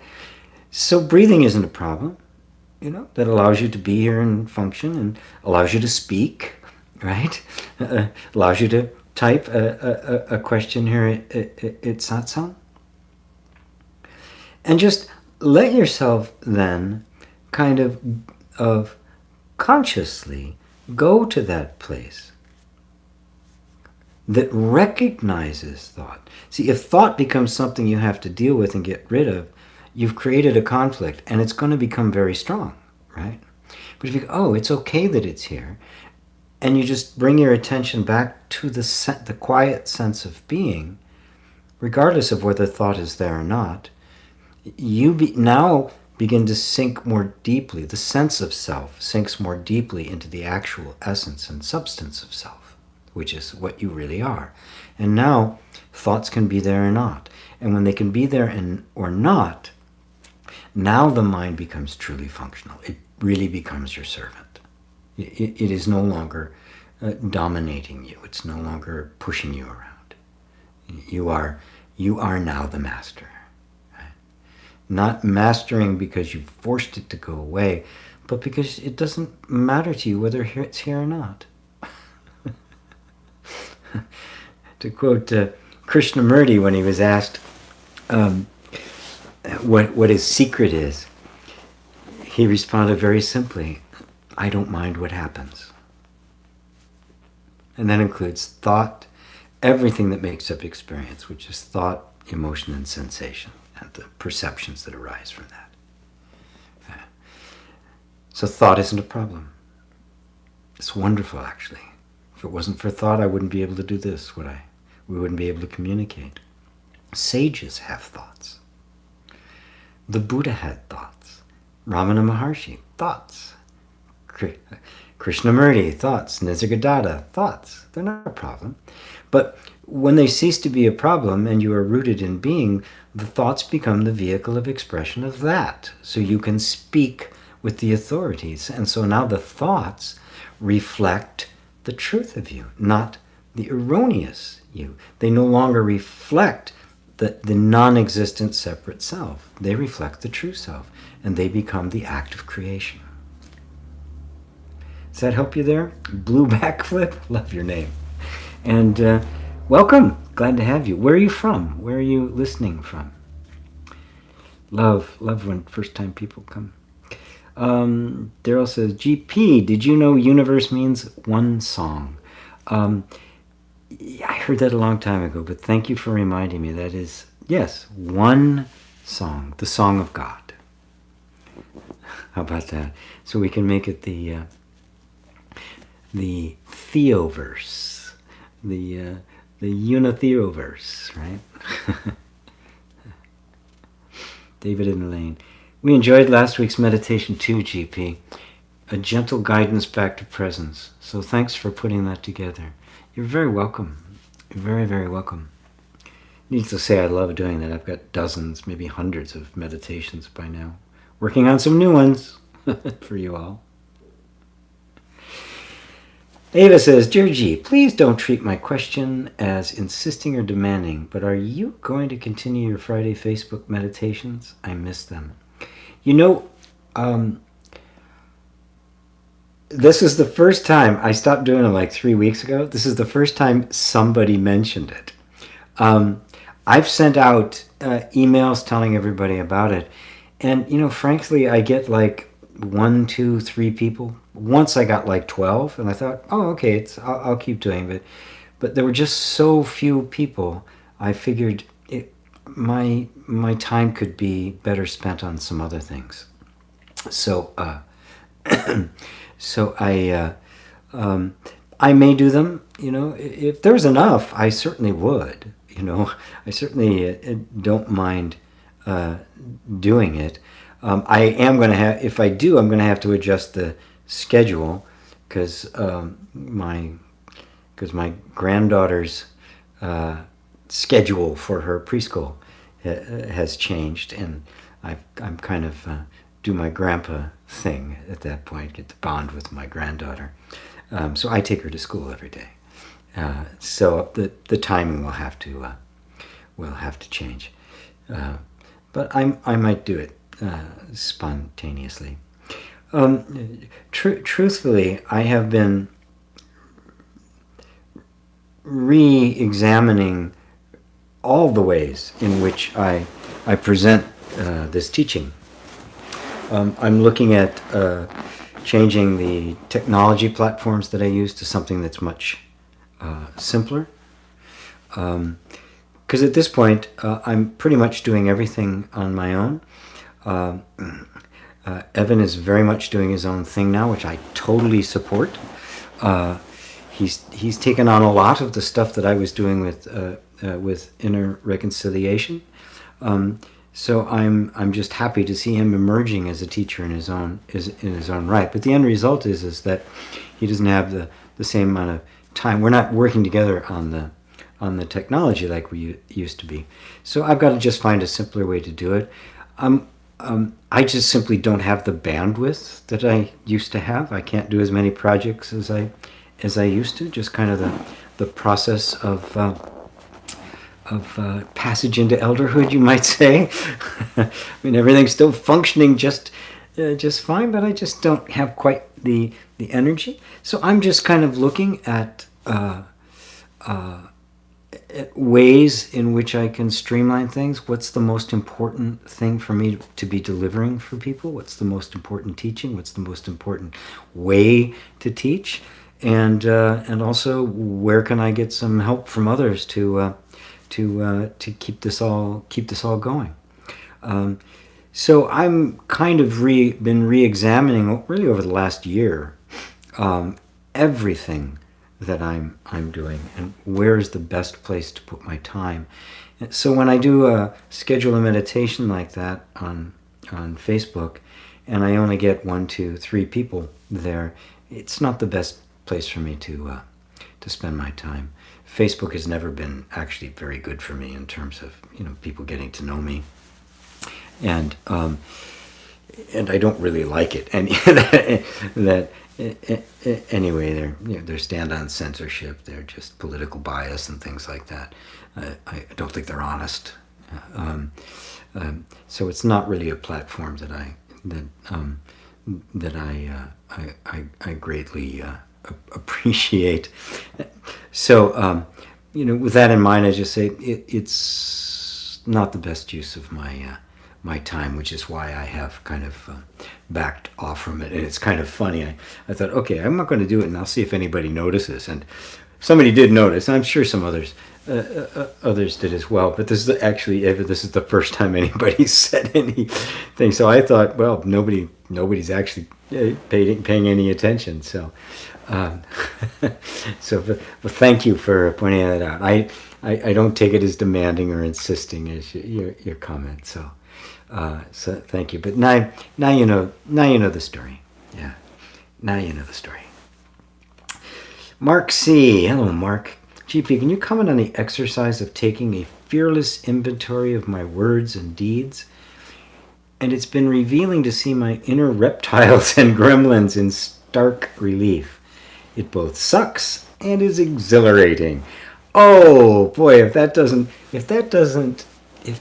sum up the non-dual inquiry, it's exhilarating, and boy, does it suck mud. Taking a fearless inventory of words and deeds. I use the word we have to be willing to truly, courageously challenge our underlying assumptions, how we actually see things. The number one obstacle to the depth of non-dual understanding is our attachment to our assumptions and our inability to question them. Just kind of really a lack of ability. In the West, our educational system just sucks, right? We're not taught. We're taught what to believe, not how to think, how to examine, how to critically look at something, and how to honestly take the side of that which is the highest good. We've just not been taught about. That's really been deprecated over the years. When you do, you see the hidden demons in what we thought were just innocent beliefs, things that really have been hurting ourselves and others, and we didn't know it. So yes, when you walk into spaces like that and turn on the light, you're going to see the bugs and the reptiles and the gremlins and the dirt and the dust. They're going to stand out in sharp relief. We want that to happen. Those are the unquestioned beliefs that have been dramatically influencing our lives. And when you dig deep enough, you find the one belief that's behind all of them. And that is the sense of being a separate self, that I am this body, I am a person, I am limited, I am finite. That the destiny and life of the body is my life and destiny. Clearly the body is going to decay and die. If I'm identified with the body, I'm thinking I'm consciousness. The consciousness of the body is somehow going to die with the body. Well, every time it happens, and it's happened many times, you find out it didn't. Right? But we really have to expunge that belief. We have to see clearly how you are not the body. You are consciousness. This requires the willingness to look at habits of behavior that are inconsistent, that are, and everybody has them, right? There's no sense in pretending I'm the righteous one. Everybody's got them. Everybody's got the idiosyncrasies, some more severe than others. But it's part of the human condition. It's not even a big deal. We want the gremlins to be revealed. We find that the gremlins aren't actually gremlins at all. They're simply guardians of the depths. In myth, there's all sorts of mythological stories of having to face a monster, be a dragon who's guarding some treasure, or it's going to, the whale, the belly of the whale, the demons of the deep. Even Kerberos, the three-headed dog who guards the gates of hell. Why would anybody need to guard the gates of hell? Who wants to get into hell? Well, hell represents these unchallenged, hidden, unconscious beliefs and assumptions that we don't want to confront. And so they represent wounded parts of us. They represent all sorts of pains and traumas going back lifetimes. And so in order to keep ourselves from re-experiencing the pain of those times, we've got all sorts of demons and monsters. The ogre who's going to eat you, the witch who's going to throw you in the oven and have you for dinner. These are all metaphorical representations of the obstacles we create ourselves to cordon off, to isolate ourselves from the painful parts that we don't want to face. When we actually confront directly those monsters, they turn into kittens. They actually turn into powers. It's kind of like in the video games when you eat them and suddenly you get extra lives and stuff. They're not the enemy. There are no enemies. It's all you. You have no enemies. It is all you. And so the reptiles and the gremlins are all just wounded, pained parts of ourselves. It's not even, you get down into this nitty-gritty stuff deep inside of us, and there's these nasty parts. There are no nasty parts. They're only parts that we have regarded as nasty because at some point in their life they caused us pain because they were in an environment in which they were not acceptable. As I said, you have no enemies. There's absolutely nothing wrong with you. There's no horrible beasts in there that you have to deal with. They just appear to be that way. They've been interpreted that way, which is why in things like inner reconciliation, step one is to turn towards the discomfort, the pain, the fear, the doubt, the disillusionment, to turn towards it instead of running away from it. The whole reason they're there is to make you run away from it, because they were created by pain and trauma that at the time was so intense that you couldn't face it.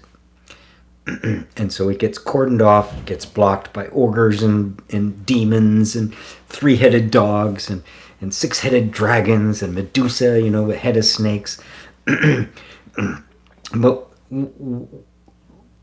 what they really are simply ways of trying to keep you from re-experiencing a deep pain.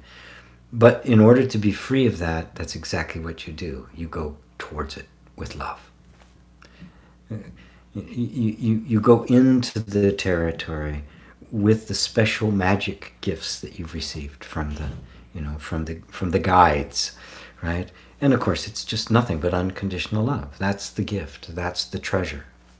That's the thing that opens up our entire inner world to our exploration and ultimate liberation. That's what frees us from all of the old habitual patterns and conditioning and programs and stuff that has compounded and given an apparent authority and reality to that which is simply a concoction of the mind for self-defense. That's a huge subject in and of itself.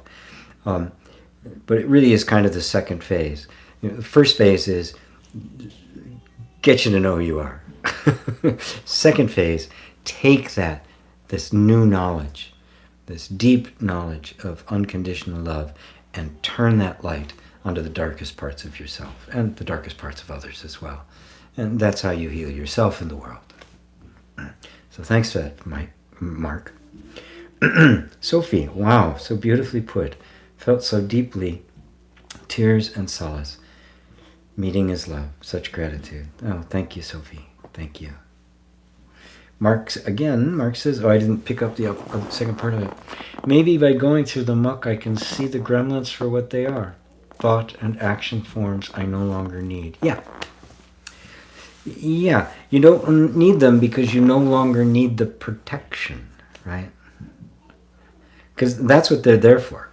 They're to protect you from painful circumstances. That's what they're for. They're a natural part function of the system. They just feel so horrible that they become gremlins and ogres, and if I get close to it, it's going to eat me. And how many times? Oh, this is too overwhelming. I can't take it. Right? The ogre isn't standing in front of you, and the ogre are these big things that eat people. Right? You know, the zombie that wants to eat your brain. Right? Yes, you don't need it anymore. And that insight that you don't need it anymore, the way for that to take root and for that insight to truly be embodied is not by trying to get rid of the gremlins and the ogres, but to embrace them. Embrace them the way you would any friend who's been trying to protect you. Right? The issue isn't, the problem isn't that they've been trying to protect you. It's the way in which they've been doing it. It's the zeal with which they have been doing it, which has restricted your life. Right? It's like kept you in the corner. It's, you know, throw you in a little room and not let you out. Sure, you're safe, but you also don't have a life. And therein lies the central conflict between the various kinds of inner energies, which, as I started this whole thing talking about the chakras, that's what they represent. The first chakra, the root chakra, the foundational chakra, I call it the tribe. It represents this pure energy of self-protection, the protection of you and the protection of the species, which means the group. Right? So, it's a metaphor. It's a mythological representation of that natural energy within the human system, and what happens if it gets out of sync, if it gets out of balance, if it gets too strong, if it gets too dominant, right? What happens? Well, it restricts everything else. The key to all of this stuff is the flow, is unsticking everything so it just flows naturally one from the other, and then the full range of resources you have available to you as a human being are available in every situation. And this is where the depth of the non-dual transcendent understanding gets made manifest as the human life. The Word gets made flesh. Heaven comes down to the earth. The significance of the cross upon which Christ, who represents the pure, innocent, original you, the truth of being. The cross represents the intersection of past, future, heaven, and earth. And at the center is the Savior. At the center is the one born of the Virgin. Not really born of a virgin. It means the transcendent, timeless transcendent being breaking through into the field of time and revealing the transcendent in the time. And the tree, they call it the Holy Rood in the Catholic Church. It's referred to as the tree. That is the tree of life from the Garden of Eden. The gates of the garden are reopened and you re-enter. But it comes through the intersection, the reunion, the yoga of heaven and earth, of the divine and the human, of the universal and the particular. This is the transcendent, unspeakable oneness that I keep speaking about. That I can't stop talking about. I just can't shut up about the unspeakable.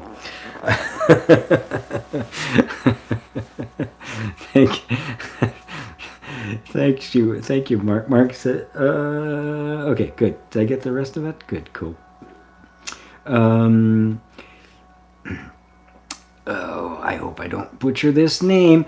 Terelius Zacharias. Terelius. That sounds Greek. Maybe I'm wrong. It could be Greek or maybe Latin.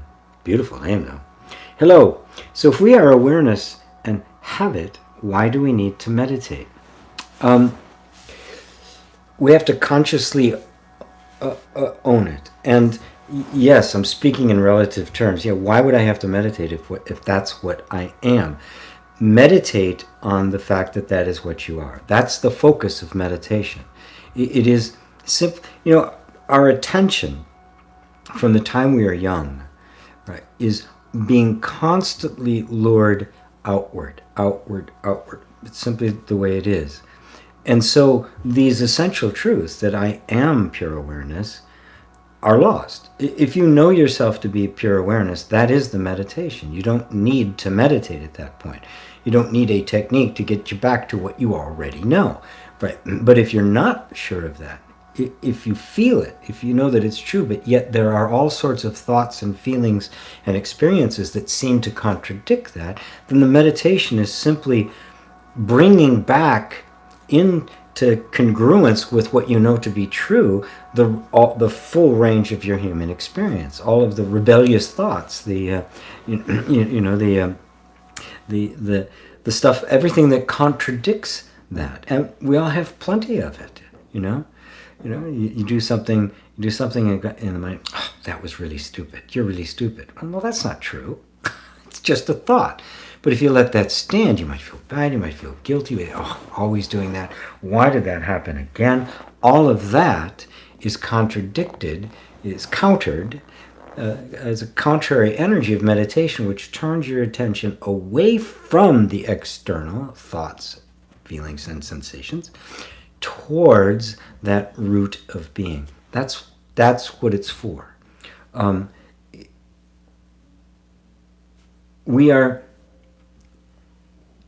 This is the truth of you, but you don't know it. We are simply bringing our knowing, our sense of knowing, in line with what we actually know to be true. And when you do that, you find all the parts of you that don't believe it's true. All of the parts of you, all of the energy you've invested in a sense of a separate self that was never you. But there's a momentum behind it. You've invested a lot of energy in it, and it's headed off down the road, right? And you've got to slow down, come back. But it's all your attention and your belief. Right? So that's what the point of meditation is to harmonize all of you with the truth of you. It doesn't make the truth of you true.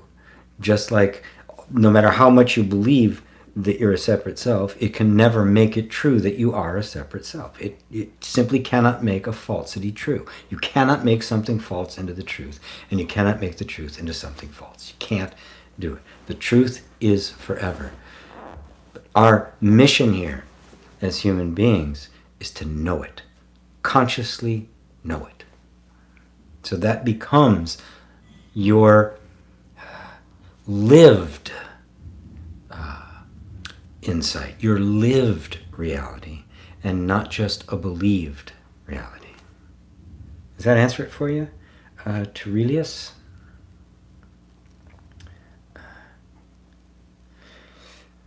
Running out of options. That's a great name. Like Rumi calls the antidote in the venom. Yes, that's exactly correct, and that's exactly what he's referring to. Yeah, the thing we call a demon is actually the savior. Blue backflip. Wow, thank you, GP. What a beautiful answer. Helped me tremendously. I've been struggling with the frustrations leading from this for months, and this made so much sense. And you're in Boulder, Colorado. Wonderful, wonderful. Thank you, Blue. Thank you, Blue. Great, great, great, great. I have a good friend in Boulder, Colorado. Catherine, London. Hi, GP. Could you talk about that energetic shift that can happen where there is no one who is in relationship with life, but just the expression of life, living without a center? Thanks.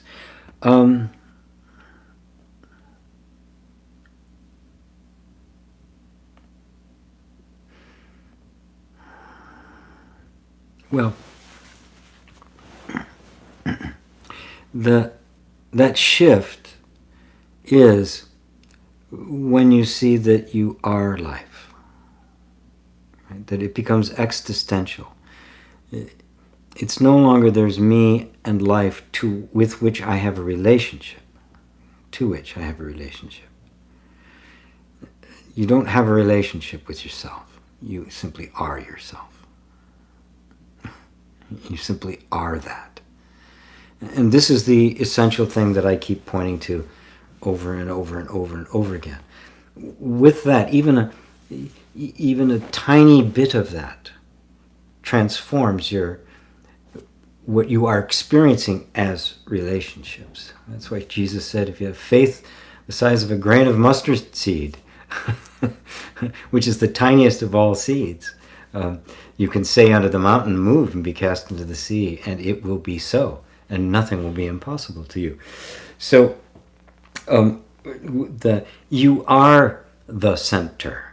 Living without a center means that there is no center, or everywhere is the center. Right? Wherever you are is the center. Right? So you cannot have a relationship with yourself because there's no subject-object relationship. You simply are yourself. So when we think of ourselves and the universe, then we think of ourselves as having a relationship with the universe. And that, of course, is our model, God and his creation. So we have a relationship with God. But when God is immanent in creation, when creation and creator are one, you are the creator. You are and the creation. You are the universe. You are life. And at that point, it's no longer about relationship. Nor is it about arriving or achieving. It is about expressing. Now you're the sun and the sun rays, right? They are one. In every ray, you see the entire sun. And so you are the expression of life, and you are life. So the you as you appear, in this case, GP, right, is at the same time the totality of being and a specific expression of that being. Because the totality can only be expressed in particulars, right? The fullness of music can only be expressed in a song. Not just a cacophony of sound. It's got to be a particular sound, a beginning, a middle, an end, structure, all these kinds of things. And that's what gives expression to it. The only mistake we've made is to think that the song exists independently from the music. We have imagined there's a disconnect between the expression and the source of the expression. So you are the center. The center of the universe is everywhere. And it's here, which is what you are always experiencing.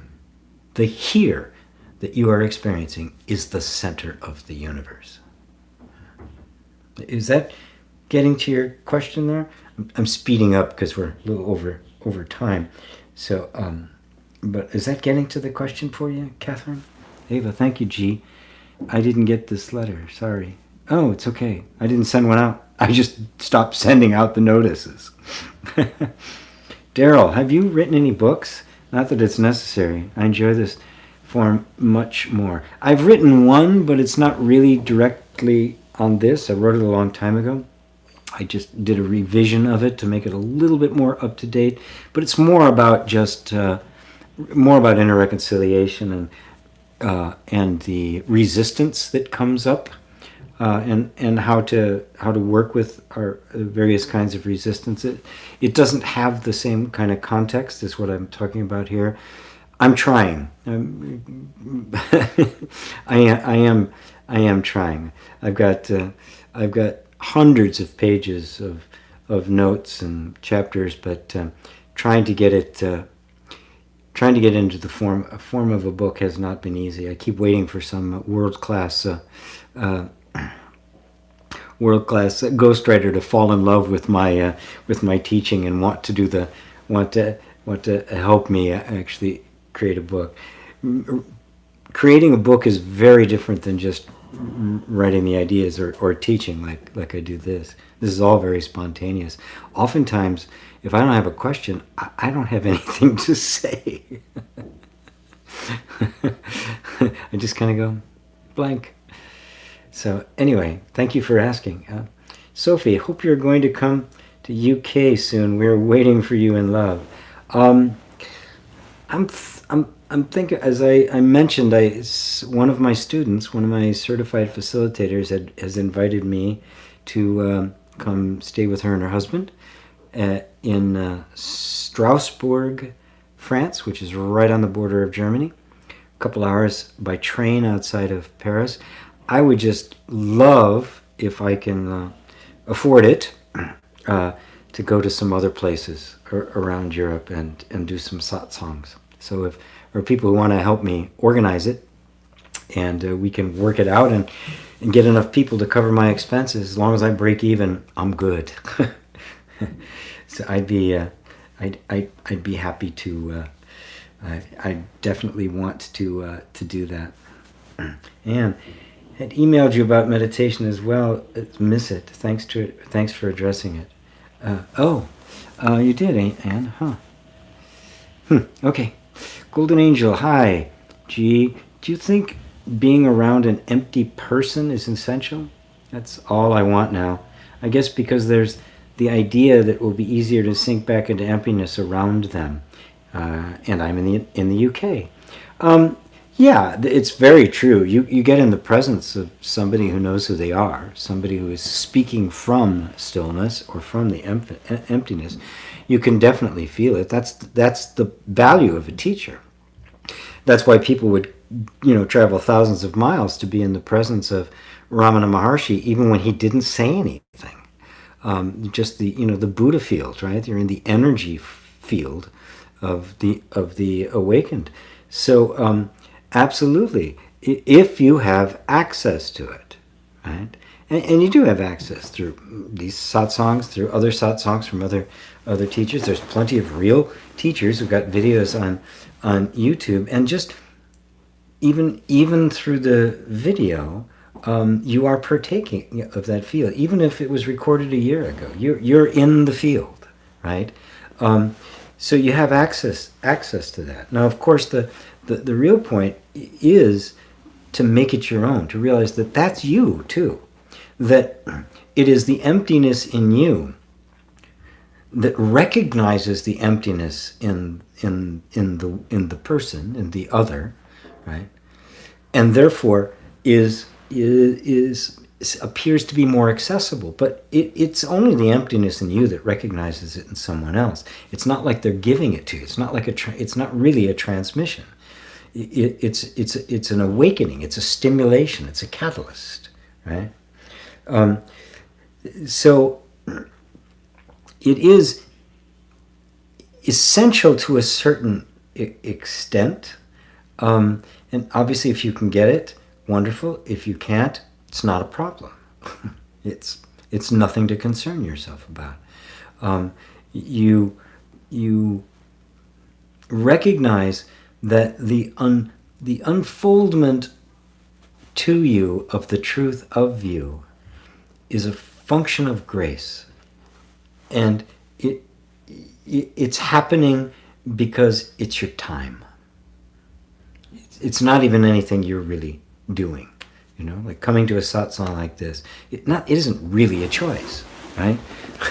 Something brought you here, and you feel it. You go, oh, right? But it is that empty perfection within you that is simply looking for reflections of itself out there to reconfirm itself, right? To liberate it more from the imaginary restrictions that are simply believing yourself to be something else. So, does that cover it for you? Golden Angel? Beautiful name. Tyrannus retracted the... Tyrilius. Yes, however, why do monks dedicate so much time to meditate? For samadhi or enlightenment?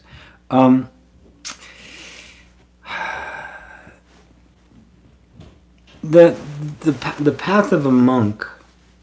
I mean, that is their path. It's partially a path of renouncing the world and dedicating every extra bit of attention that they can to focusing on realizing their true nature. It isn't necessary. It doesn't work for people from the West. It doesn't work for a lot of monks, actually. And there's quite a revolution taking place amongst that in all of the traditional forms, as there's been more of a cross-pollination between the East and the West, the individuality of the West as opposed to the communal nature of the East. So you're not a monk, right? So it isn't necessary for you. Nisargadatta was a householder. Right? Matter of fact, he owned 4 smoke shops, little smoke shops. They called beedies, which are these little cigarettes he'd make and sell. And when he met his guru traveled around. It wasn't somebody sitting somewhere that people came to, which was kind of the Brahma, because working people can't do that. The householders were working; they couldn't do that. So his guru would go around to various places, and he met him. And Nisargadatta simply said, after he met his guru, he dedicated every extra bit of time he had to realizing the self, and in 3.5 years he did. He worked his jobs, he worked his shop, he took care of his family, but every extra moment he gave to that, he dedicated. So it was a matter of the level of his intention, of his earnestness, and not the actual amount of time. And this is really a message that I would have to monks. What's the level of your earnestness? I've known people very dedicated in meditation, hours and stuff. How much of that time is actually focused on the meditation? Right? Not that much.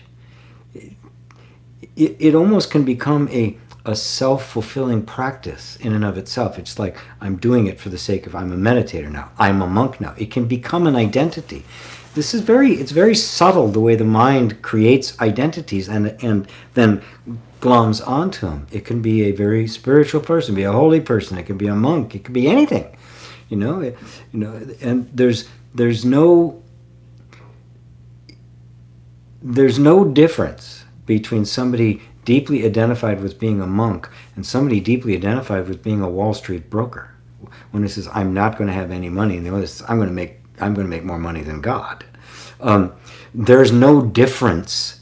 Obviously, a very big difference on the form that it takes, but the essential energy of identification is the same. You can have a spiritual identity, which is just as much of a trap as a material identity. I would have to have a conversation with each individual monk to find out what's up with them. That is just kind of a practice. It's a tradition. I've gone on silent retreats and the like and found them very helpful. I was just not called to a monastic life. Although you could consider this. I mean, I live in here, I sleep in here, I do my work in here. I live very simply.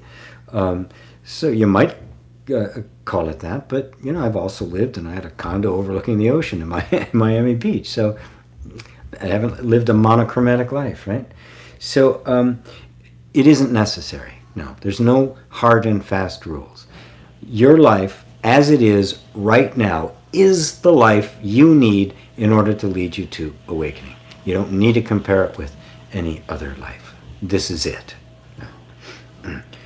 Vehas Zaleskis. Are the chakra meanings linked to certain parts of the body?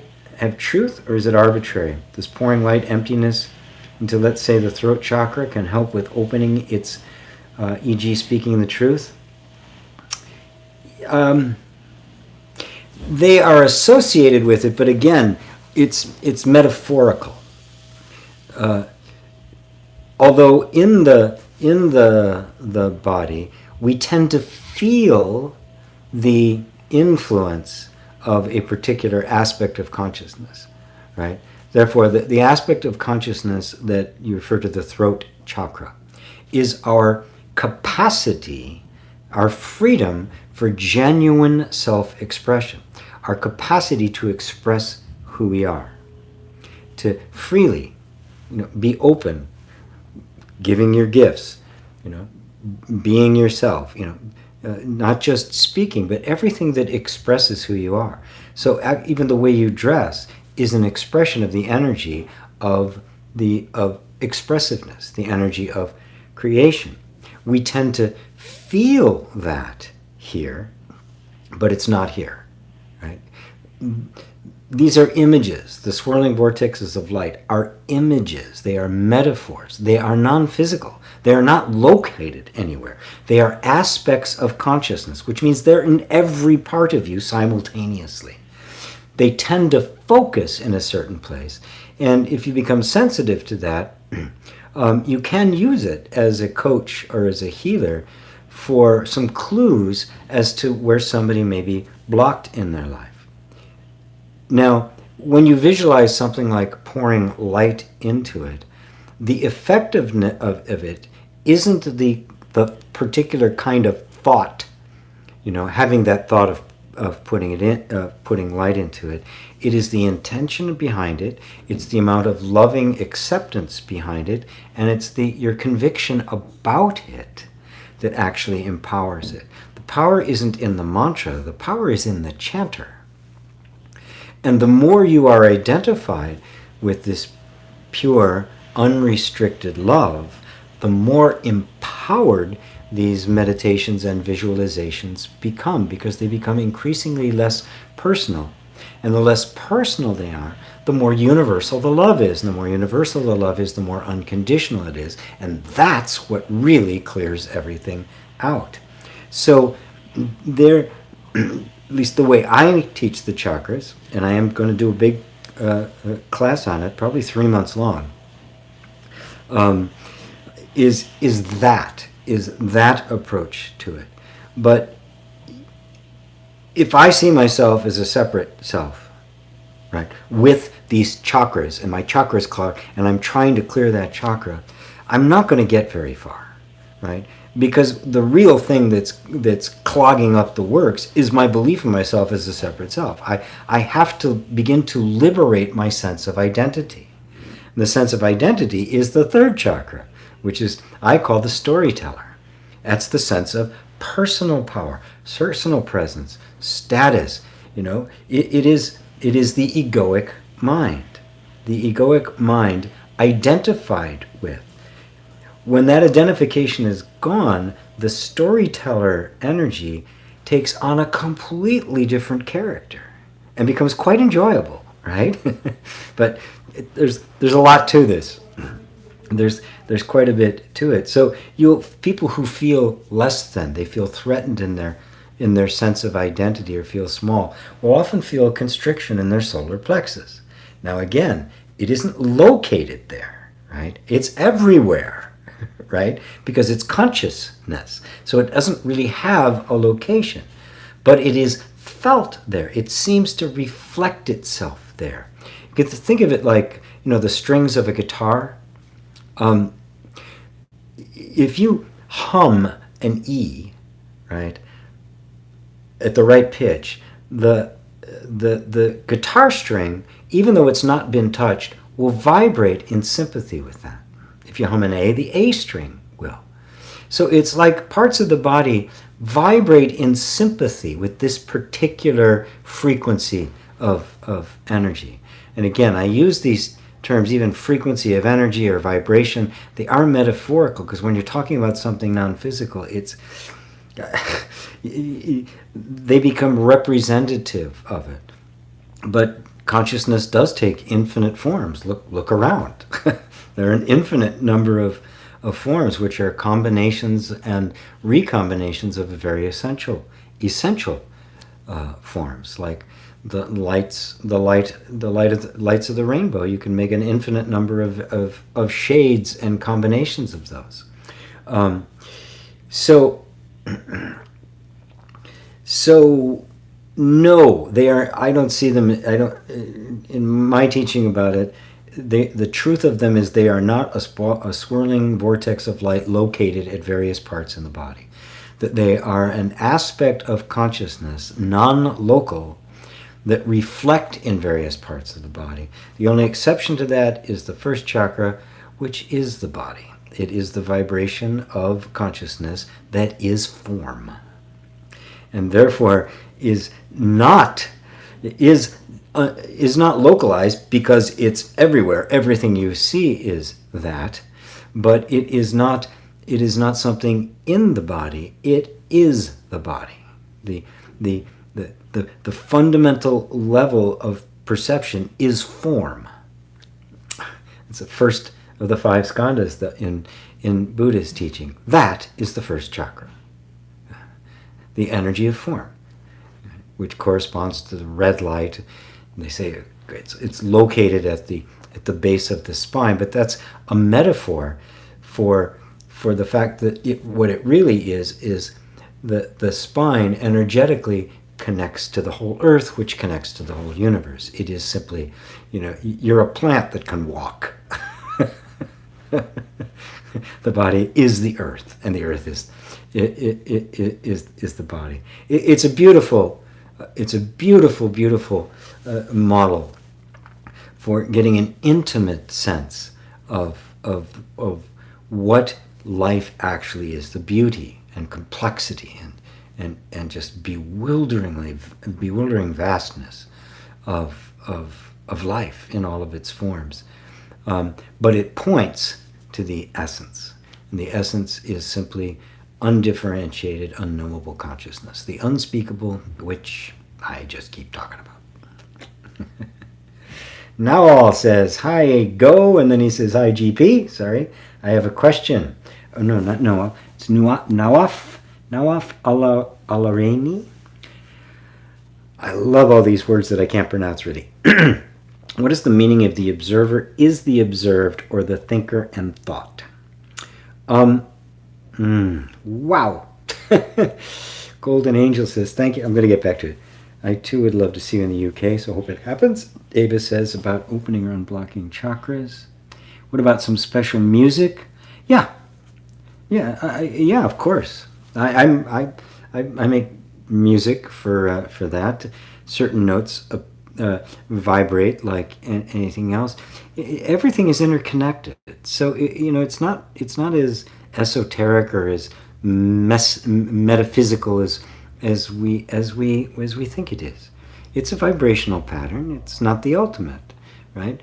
Its nature is consciousness. The nature of sound is consciousness. The nature of light is consciousness. The nature of the chakras is consciousness. The nature of the body, the nature of this flame, the nature of everything is consciousness. So consciousness appears in an infinite variety of forms. We could call those vibrations or frequencies. Those are good enough words to capture it. So I'll just kind of leave it at that. I'm going to get back to you. Here's going to be the last question I answer now, because it's a big one. And then I'm going to have to cut it off.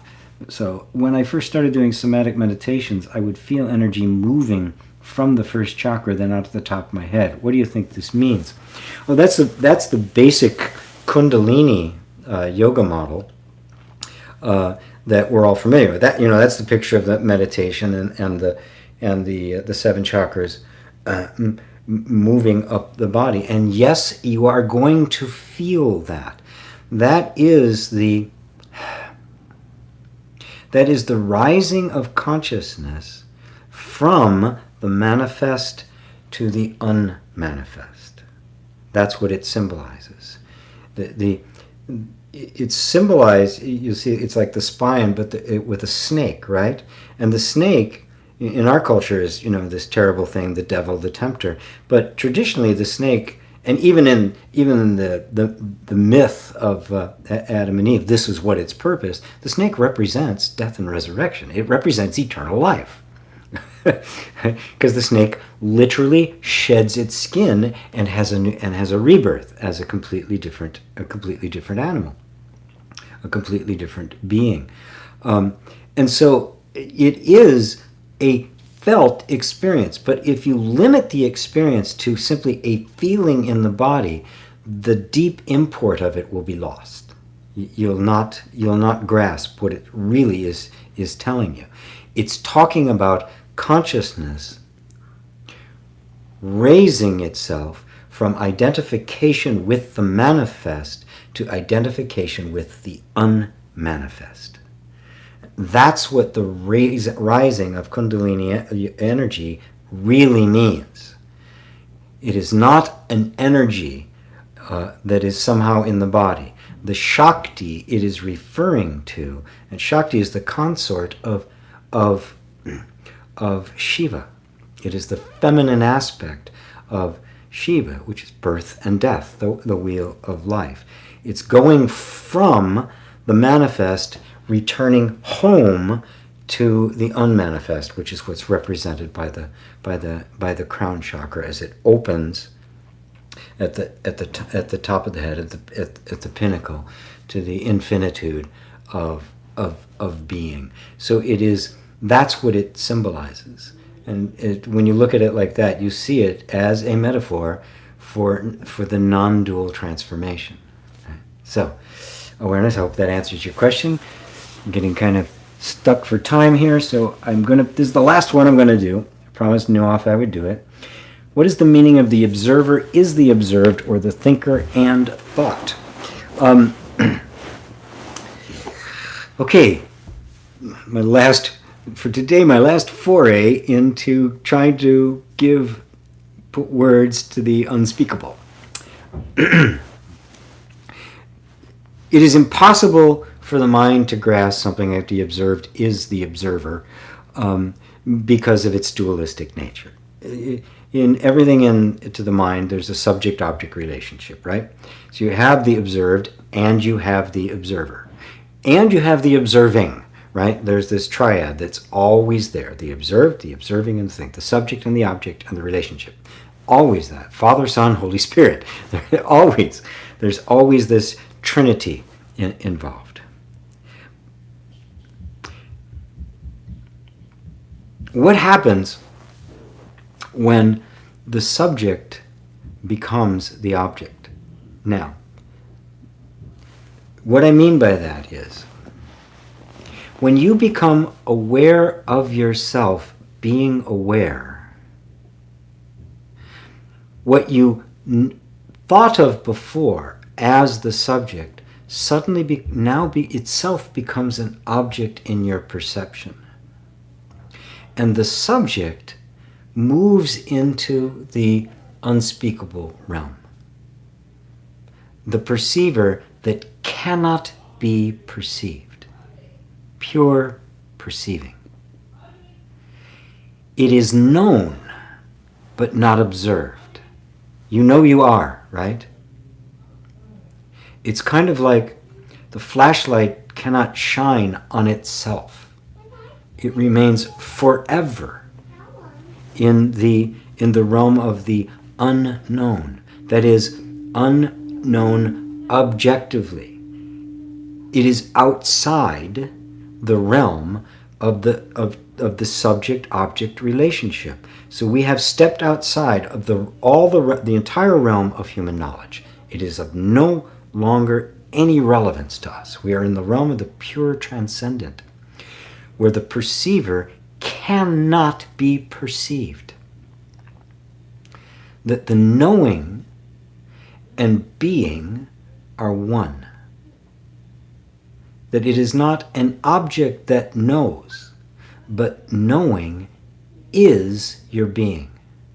Nothing to be seen, nothing to be perceived, just perceiving in and of itself.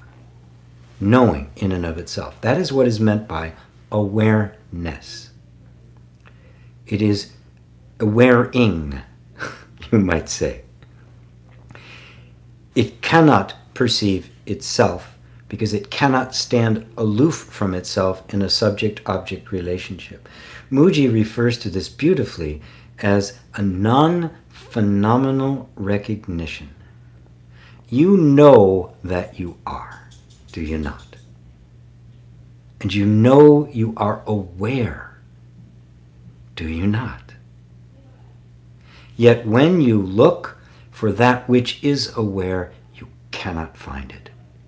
You are in the actual absolute position of the pure knowing awareness.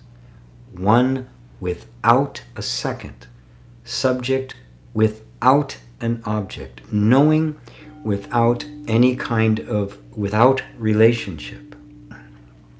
Let's see if I'm getting to that. You are aware of the thought, and you're also aware of the thinker of the thought. Both of them are appearing to you, which is neither the thinker nor the thought. What was the other ones you used? You are aware of the observing, you're aware of the observer. I'm aware right now of GP as a speaker.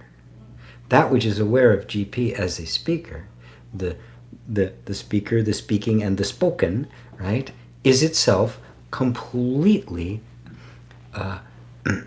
invisible to the entire scene. It is a subject with no object. So you've moved into the realm of the purely transcendent, and so all of the opposites don't apply. Observer, subject, object doesn't apply. Up, down doesn't apply. Good, evil doesn't apply.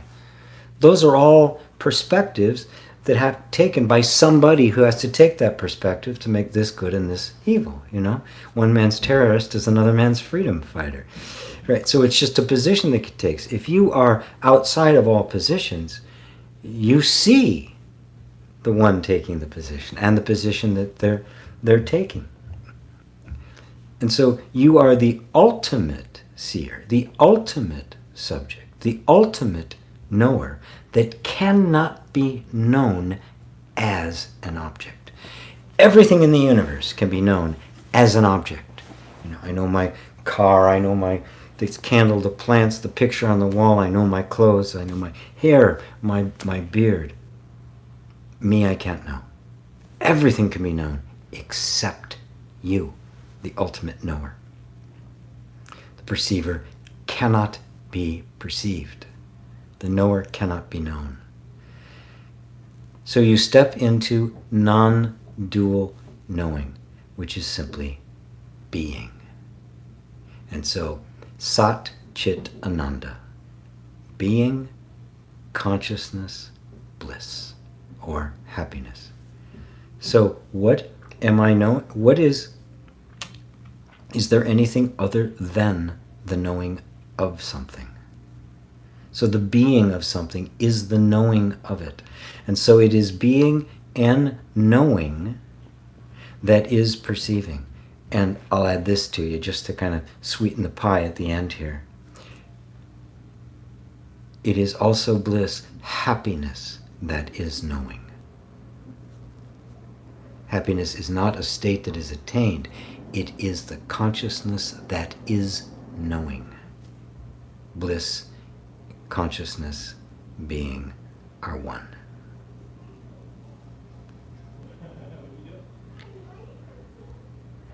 Nawaf says, thank you. I struggled with this, but it is clear now. Beautiful. Wonderful. Okay. Let's let it go for now.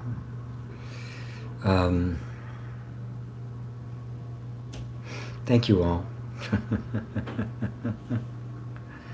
Thank you for being here. Thank you for loving this as much as I do. And thank you for your ongoing support for me. I will be letting you know about the upcoming class on the chakras and how I'm going to do it. I want to give some of the information for free or for donation, but if I'm going to really invest in in a long class that's going to go on for a couple of months, I'm going to have to charge for it.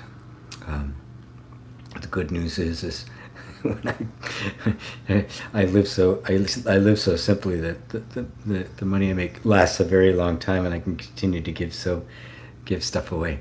So I'll be letting you all know about it. So thank you all for being here. I'm getting lots of hearts and thank yous, and this was so deep, so amazing. Blessings. Thank you, Sukita or Saketa.